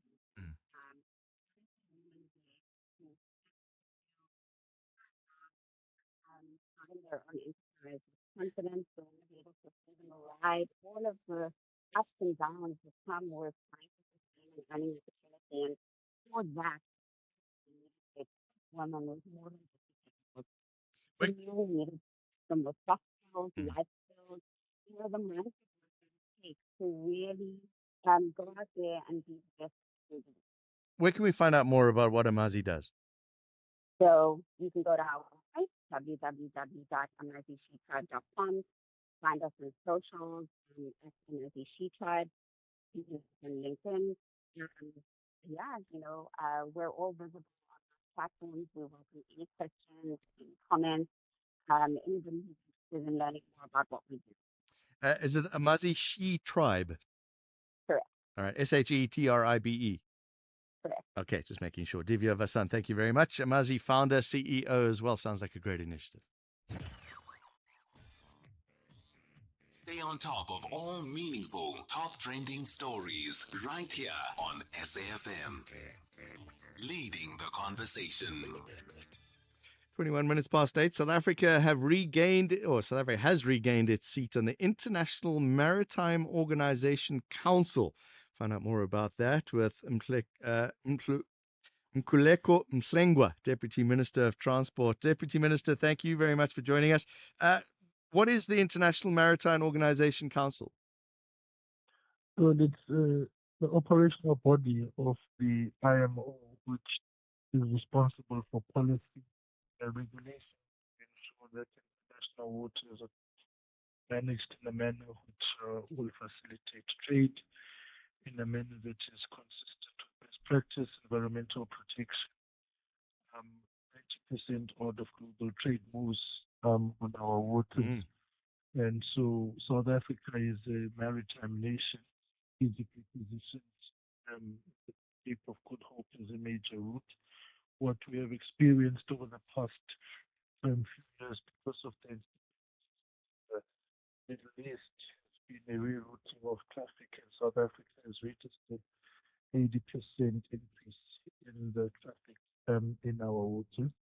So the IMO Council is an important decision-making body of the International Maritime Organization, and we had joined in 1995 and been a Keystone member from 1990 to 2021. Elections take place every 2 years for 40-member body. Past 4 years, part of the council says not the interests of South Africa and on the IMO. So it was important for us from that front. And lastly, of course, we viewed that the important of international relations growth and interactions that we are doing for the purposes of and sharing of those knowledge and expertise for stakeholders in particular, so that ensure job opportunities for South African seafarers around the world. Just in July, we signed a mutual recognition of competencies with Sweden to make sure that our state is recognized and to be part and parcel of our heightened engagements and interactions with South Africa at the IMO level to make sure that above and beyond the business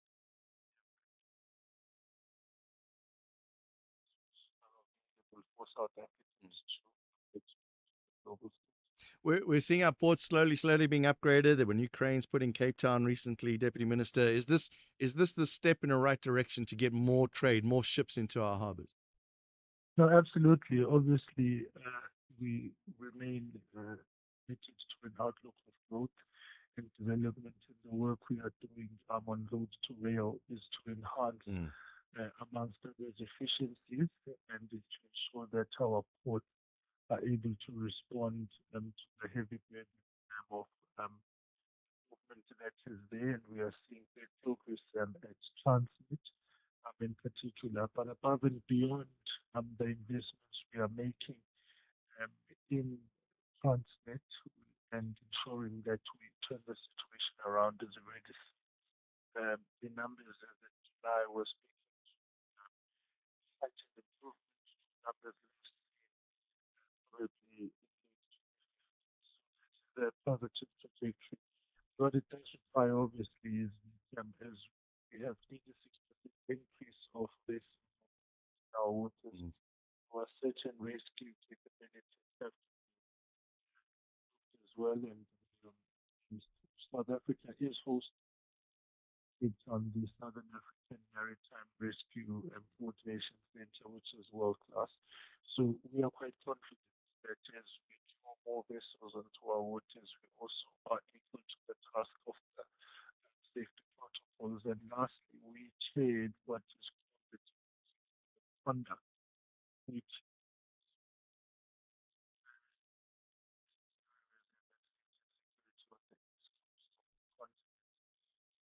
important for us because it strengthens the work that we're doing, understanding that our safety obligations go up all the way to Mozambique on the east and up to Angola in the west, all the way to the Antarctica. So we remain strategically positioned as a global player, and the work therefore doing at our port converges quite nicely with actually what we are doing in international waters as well. Right, Deputy Minister, I wanted to talk to you about holiday roads and traffic and things. We're out of time though, but we're going to have to set up another interview with you on that, all right?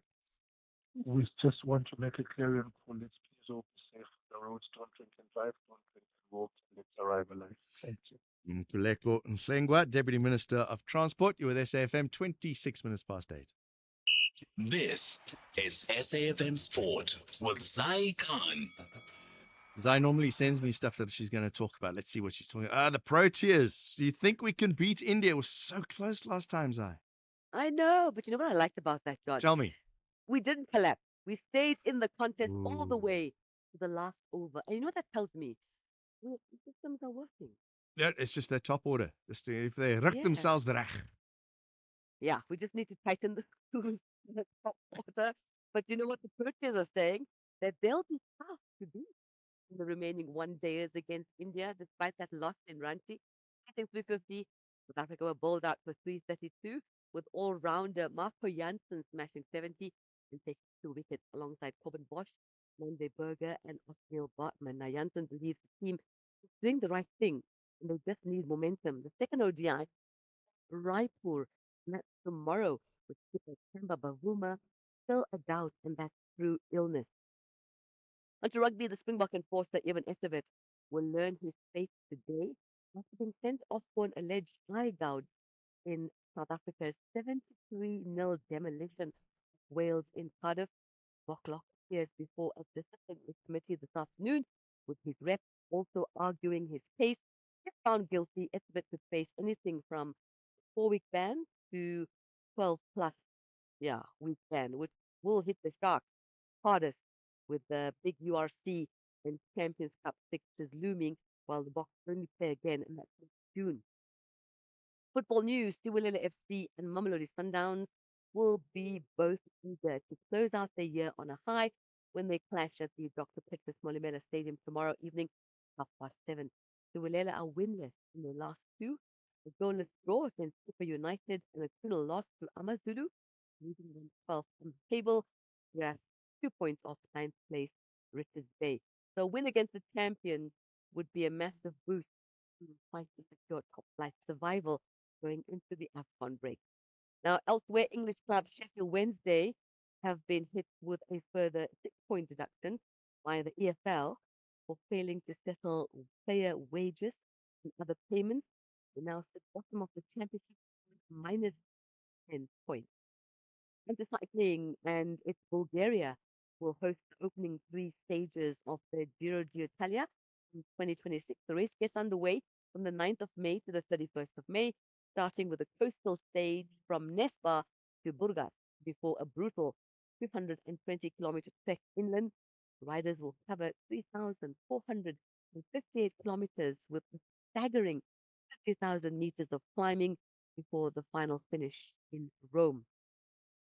And athletics news, the pole vaulter superstar Armand Duplantis has confirmed his return to the London Diamond League in July, his first appearance at the London Stadium in years. And the two-time Olympic champion and world record holder now broken the pole vault mark 14 times, most recently clearing 0.3 meters in Tokyo. And finally, Formula One Red Bull Racing have apologized after controversial radio comments during the Qatar Grand Prix that led to online abuse, including death threats that were directed at teenage driver Kimi Antonelli. Incident followed remarks from Max Verstappen's race engineer during the race, which played a role in Lando Norris extending his title lead ahead of this weekend's Abu Dhabi Grand Prix. And that's your sport. Fast and Furious will be done at around 12:30. I'm Zaikan. Good morning, I'm Anne Musa. In the headlines, resistance is mounting against the National Treasury's proposed 20% national tax on online gambling. There's widespread criticism of the tax, especially from licensed operators. The Madlanga Commission of Inquiry will hear the evidence of Police Minister Senzo Mchunu. He's at the centre of the Commission's investigation into KwaZulu-Natal Police Commissioner Nhlanhla Mkhwanazi's allegation that he unlawfully disbanded the political killing stars team. And the state is today expected to continue with the cross-examination of alleged underworld gang boss Nafiz Modak in the Western Cape High Court. I'll have details on these and other stories at 9. SAFM, guiding you through the rush hour traffic. Still heavy on Joburg's N3 North. If you do it regularly, you'll be used to it. If it's a sort of first time you've gone up that way, the roadworks at Buccleuch, the backlog right past Limbro Park and down in towards Alex. N12 and R24 is from Ekurhuleni, queuing up to get through to Gilhuli's interchange. And the Mike 1 fairly solid this morning from Boysons through Parktown. Behind that, the Crown interchange pushing a queue back as far as Joe Slovo Drive. The M1 south through Midrand, busy but not too bad. Slow to Oliphantfontein. Big queues heading away from the airport towards Pretoria. It's a crash on the R21 north. north, just up by Nelmapia. So there's quite a heavy backlog into that. Collision on Paul Kruger coming through from Capital Park in towards the CBD. That crash near Boom Street. Saw this yesterday, seeing signs of it again today. The N3 into Durban, queuing up at Marion Hill Plaza. I think it's something to do with the payment option lanes, if you like, and changes to those, or that arrangement that you may be used to. So it just takes a little bit of fidgeting and fumbling around in the traffic. That's what sort of pushes it back. So busy all day yesterday, shaping up to be a busy one today. Durban Z2 North, a breakdown near the roadworks north of Spaghetti Junction. That stays heavy as you line up from the M7 Bluff exit. Cape Town's M1 outbound, roadworks at the R300, very slow from Belleville as you queue to get out towards the Brackenfell side this morning. And the highways going into Cape Town, fairly busy, but fairly standard for this hour. Rob Byrne, SAFM Traffic. The Business Update on SAFM. Talung Lachela, good morning to you. Remgro and IHL considering breaking up Mediclinic's global portfolio? That's right, John. So your 100% investment group, Remgro, preparing for one of its most significant health plans with plans to reshape its partnership with the Industry Limited as part of the MSC Group. The holders are working on a deal that would divide Mediclinics with global footprint, giving each partner full control of the region where they see the strongest strategic fit. If finalized, Remgro would take over Mediclinics' entire Southern African business, while IHL would assume full ownership of the group's Swiss network, that is shared in the Middle East and Spire Healthcare in the UK would remain jointly held. Both shareholders believe that operating independently in our regions will allow for decision-making and more focused investment. Mediclinic's latest results show momentum is where volume boosts revenue and earnings. Proposed restructure is still in early stage talks, requiring further negotiation and regulatory approval with completion targeted for late next year. And some good news on the chrome market. Positivity there. Yeah, so Teresa has moved from concerns about the chrome market. Demand remains firmly supported despite pressure on South African producers. The group is upbeat, noting that stainless steel manufacturers will require around 2 million tons of chrome concentrate a month, with the sector expected to grow by about 3% a year. In South Africa, 50% of global chrome ore reserves, the country is well positioned long-term demand, tied to stainless steel infrastructure and green economy results. However, the outlook is tempered by challenges, illegal coal mining, double-digit electricity tariffs, and intensifying competition from Asia. Several local smelters decide the Glencore Merafe Venta is proceeding with replacements, adding to earlier job losses linked to unsustainable power costs. Now, Teresa produced 1.56 million tons of chrome concentrate in the year to September and expects similar output. Yeah? There's improving competitiveness will depend on fixing infrastructure issues, adopting new technology, and meeting rising expectations around responsible mining. And what's happening in the markets today? So local markets are poised for a mixed start, with traders awaiting the third quarter GDP print due later today. Ahead of the release, the rand remains firm at 17.11. Oil prices edging higher at just above $62 per barrel after OPEC Plus reassured markets it will hold production steady in the first quarter of 2026, fears of supply lack. And then back to equities, US are in the red as investors adopt a cautious stance ahead of the PCE inflation print, but of course being the first preferred user price pressures. And then lastly, in Asia markets, also trading mixed, slight pullback being seen in China. Talung Lachela, thank you very much. More business with her in an hour's, more business with her tomorrow. Regular updates on business here throughout the day on SAFM. Gender-based violence is destroying lives and tearing communities apart. It happens in homes, in schools, at workplaces, and too often in silence. But it doesn't have to continue. If you see it, speak out. If you are hurting, reach out. Because doing nothing is not an option. Listen to all 19 SABC radio stations for hard talk, discussions, advice, dramas, educational shows, and interviews around GBV with experts, survivors, lawmakers, and a whole country affected by gender-based violence. All on your favorite SABC radio station.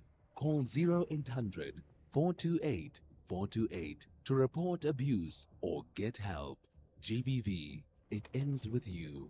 This message is brought to you by the SABC. Don Gerika on SAFM. Just about 20 to 9, you're with SAFM. John in for Tulas. Tulas back again tomorrow. Let's go to the east now. Hong Kong reeling from its deadliest fire in decades. Authorities are revealing a widening criminal investigation, a rising death toll, and public anger about people that were died in this catastrophic blaze that swept through the Wang Fuk Port housing estate. 151 people dead. Let's talk to Sandy Chonga Kabange, a journalist based in Hong Kong. Sandy, thank you very much for joining us. What's the latest news coming from the cause of the fire and how it started? Well, the cause has not been established yet, but the investigations are still ongoing. I can report to you that the total has risen to 101 as of today, and 13 people have been arrested in connection with the fire itself. This morning, our chief executive of Hong Kong, ordered for an independent inquiry, a committee to be led by a judge to investigate exactly what caused the fire, if there were any shortcomings, and how those can be improved so that this does not happen again. The latest now is that 151 people are confirmed dead. The search is ongoing for other bodies is ongoing, and there's been a bit of trouble to identify some bodies because some of the bodies that yesterday were burnt to ashes, so identification is not easy. Given that some bodies were burnt to ashes, so an independent inquiry and a committee to be headed by a judge has been appointed to investigate what happened. This investigation, there's a host of issues that are going to be raised, including the scaffolding, the insulation materials, and fire alarms that weren't functioning properly. There's a large scope here.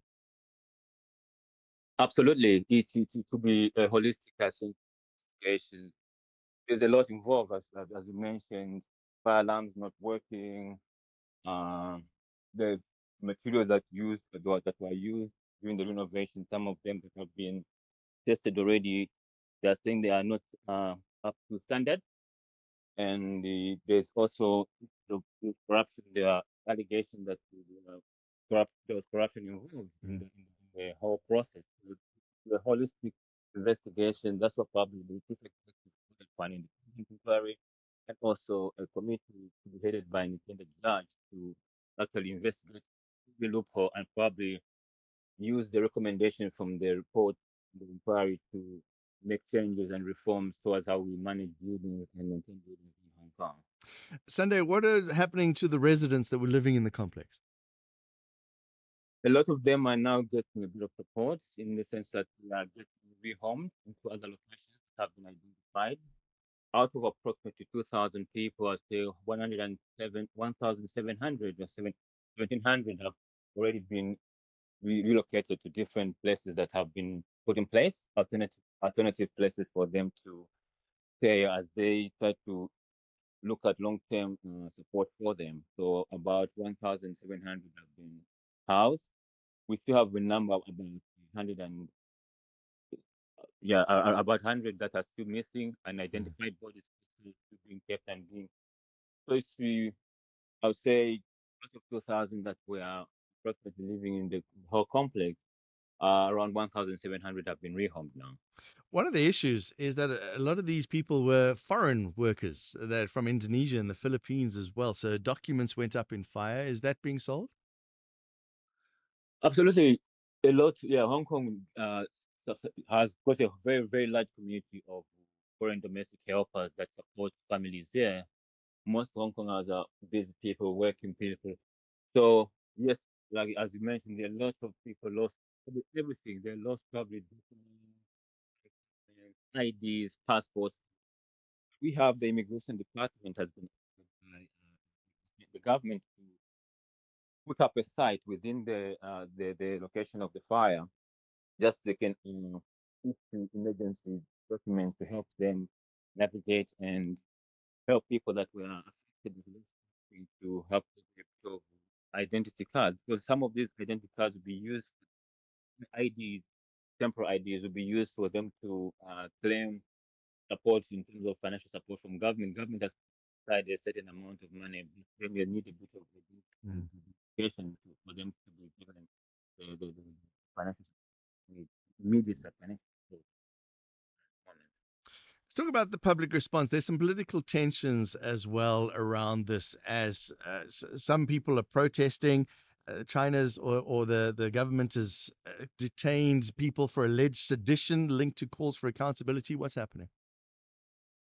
Well, yeah, I heard about one report where an individual was actually, I think he's a young man, he wrote some demands that the government consider. One of the demands was that and also they should appoint an independent inquiry. And then I think he was detained and he's been released. Not really as much as what the protest was during the time of catastrophe, where they had not really no direction, so they made a bit of personal demands, some form of demands that the government should take accountability, and that I think didn't go down well with the authorities, so they questioned him and release him later on. Beijing a warning not to use this as anti-China exploitation. Absolutely, I think it's the tragedy for everybody, not only the people of Hong Kong, but also it affects the central government. And as you know, Hong Kong falls under part of China. It's the one country, two systems there. So whatever happens in Hong Kong has a direct bearing. So yeah, there will always be an oversight from the central government, from Beijing. So whatever is happening here, it affects them, and of course, to take responsibility. And somewhere they have appointed, they have sent senior officials from Beijing to come and support and also see what's going on here in Hong Kong. Sunday Chonga Kabange, thank you very much. A journalist based in Hong Kong. As you heard, dozens still missing, searches continuing, and an official investigation has begun. If you're active on social media and love SAFM, we hope you'll take a moment to like or follow our SAFM page on Facebook and Twitter. These are the best places to find all the guest information, conversations, and stories you love from your favorite presenters, along with regular updates from SABC News. And don't forget, you can send your questions to feedback@safm.co.za. SAFM, leading the conversation. Call us on 086 000 2032. Calls and voice notes to finish off the show. We got 14 or so minutes. Traffic with Rob coming up in 4 minutes or so. Give us a call, 086 000 2032. Busy news day. What do you make of what's happening at the Madlanga Commission? It will continue today, by the way. I know that we've been talking about Senzo Mchunu, who will appear from 2 o'clock today, but Dr. Imogen Mashazi will return this morning, continue her testimony until lunchtime, and then Senzo Mchunu will come in at lunchtime, just after. Well, it's scheduled for 2:30 today. So you can talk about that if you want. You can talk about a number of things. Let's take some voice notes. 0614 104 107. Good morning, John. Hey, what's on my mind this morning is that Judge Pahlane, the Pretoria one, who took a bribe for church-related thing. Now, we focus on her most of the time because she's a judge. But what about the church is bribing judges? What does that mean about that? Is called interpersonal something church? No, what kind of a church does that? And most importantly, what's going to happen to that case now? Will it be retried, or will that verdict stay? Because now it has been exposed as it has been bribed. if it's going to be retried, is it that double jeopardy? I'm interested. What's going to happen to that case, to that verdict specifically? In Soviet and Kingdom stuff. Morning, Mr. John Mbongo Sundisa here. Mr. John, I would like to say to Umamthule Madonsela, I am so disappointed in her contesting the will of her late husband just because of 10 million. Whoa, I mean, the woman is rich and the children have got the right to get something when like his or her parents dies. So this thing of like, hey, I'm so disappointed in it. That's all I can say.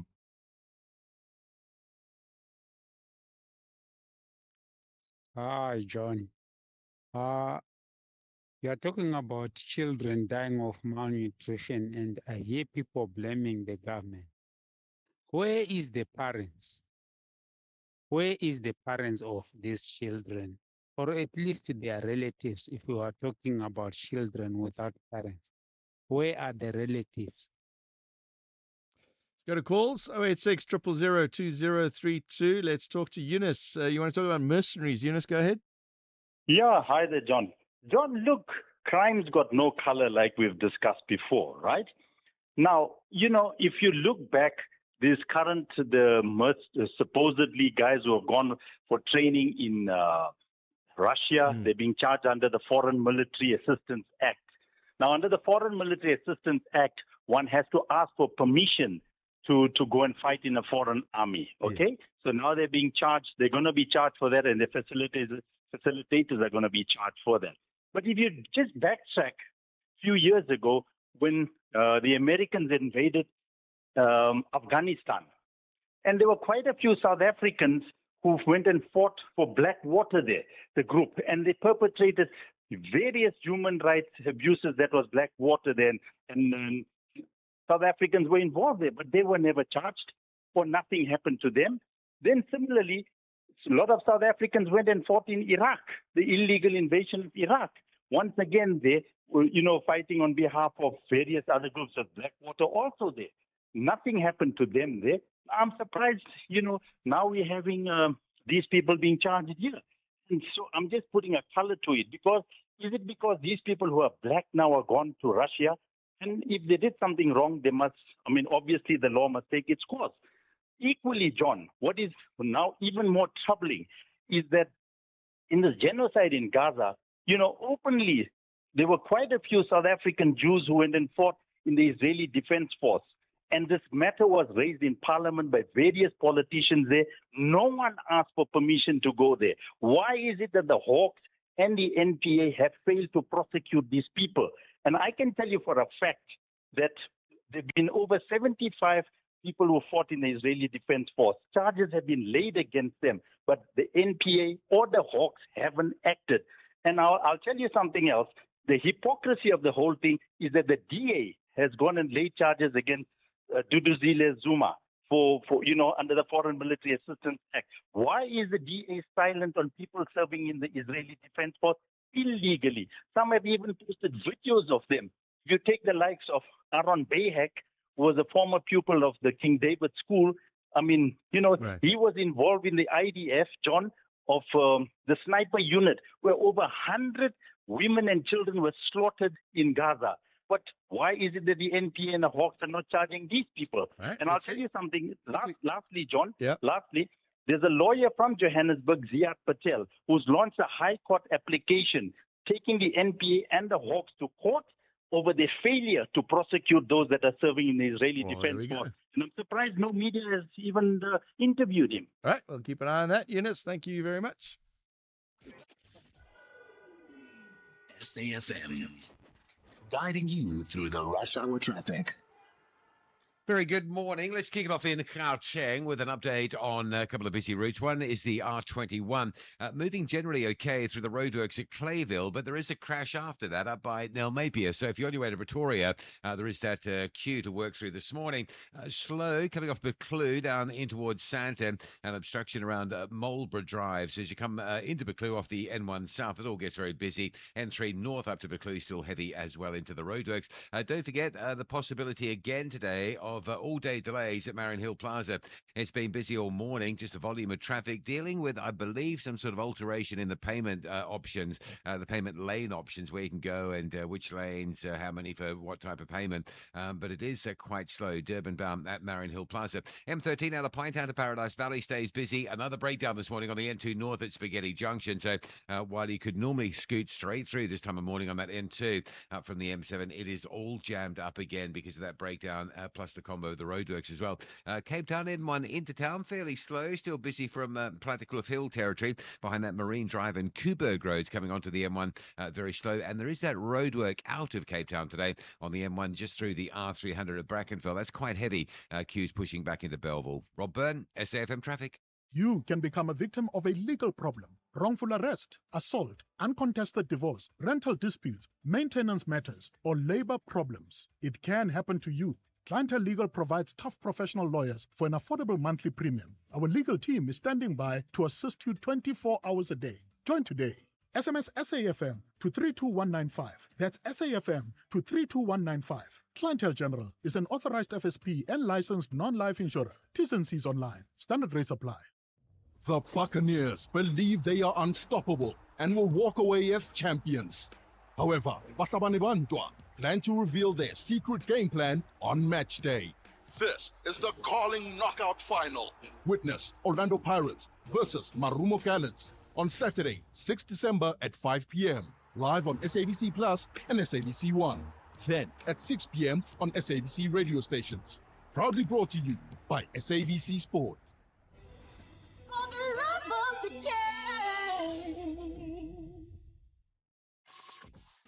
Call us on 086 000 2032. Right, we got 6 minutes left in the show. Short and sharp. Thomas, you want to talk about the mines?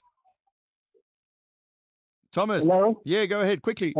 Hello, John. Yeah. Hello, John. How are you? I'm great. Go ahead. Thank you, John. John, I heard them this morning talk about something where that what you call the cell phone mine, and then the people have been killed by the mud through the. I understand. Why shouldn't that mine be closed? Yes. At this stage now, you see, we don't have jobs. So when you close that mine, there is a problem for the people who are working at that mine. Why can't they fix the mine while the people are still working? Well, they would have to work in the mine. John? They're working in the mine. Hello? All right, so we're struggling with the line. The reason they're keeping the mine open is because the poor area. So the government response said they wanted to close the mine. The deputy minister arguing that if they close the mine, it would devastate the local economy, lead to long-term decline. There are mitigation measures in place to prevent a repeat of the disaster. Dumi, you want to talk about the commission? Go ahead. Dumi. Hey, morning, John. How are you? Go ahead. Yes, morning, John. Yes, I want to talk about Dr. Shag, John. Mm-hmm. I was watching very closely yesterday. John, my question is, I don't know, maybe if you can help me. What happened to a person, to a witness in a commission, when the witness shows no respect to the commissioner? Because John, that lady was out of line. That lady couldn't give the commissioner's answers. That lady, while the commissioner will speak, will join that lady. I was so disappointed. This was the municipal manager who was leading people in the municipality. She chose to be so rude on a national television. That is what is in my mind. When she's coming back, I'm still going to watch her very closely.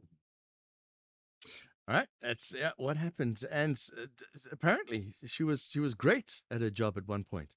Lani, you want to talk about gun laws? Yo, John, hey, it's bad in the Cape Flats. You know, almost we're in Gaza levels of gun violence in Cape Town, right?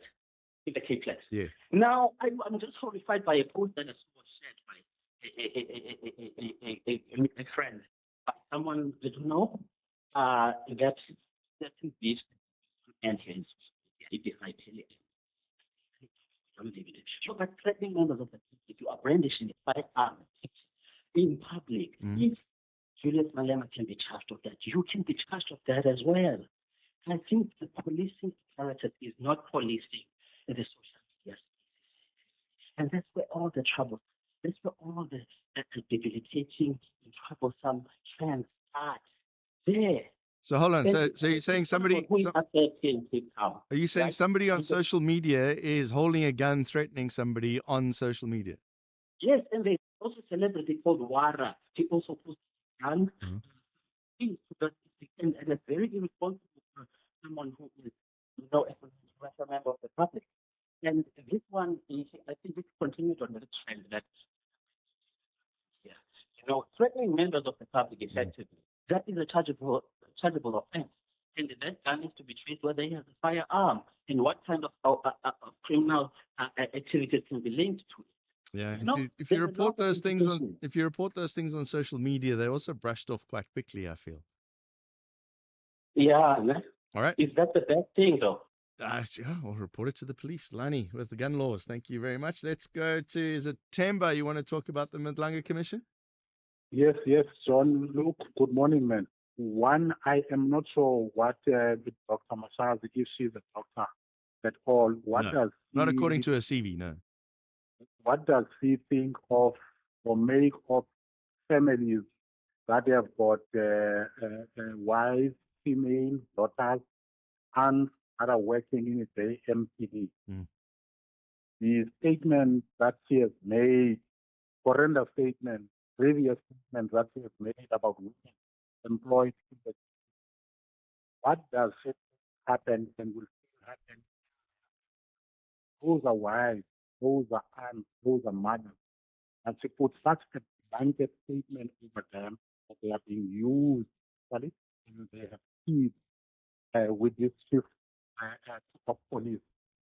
I wish the commission this morning can start there as to tell her to retract such a statement and come back and make that statement when she has evidence. Otherwise, John, the commission would have been plunged into something else if she's let the hook on that one. All right, Temba, it'll be interesting to see what happens. It starts at 9:30, and then the Senzum Mchunu will be in front of the commission from 2:30 today. It'll be interesting to see if it relates to what he said at the ad hoc committee as well. All that comes together. Yeah, it's Dr. Imogen Mashazi will return to the spotlight. That's the program. Thanks very much to Melissa for producing the program. Mpho push the buttons. I'm John Gericke. Tulas back tomorrow between 6 and 9. Kathy's next. It's 9 o'clock.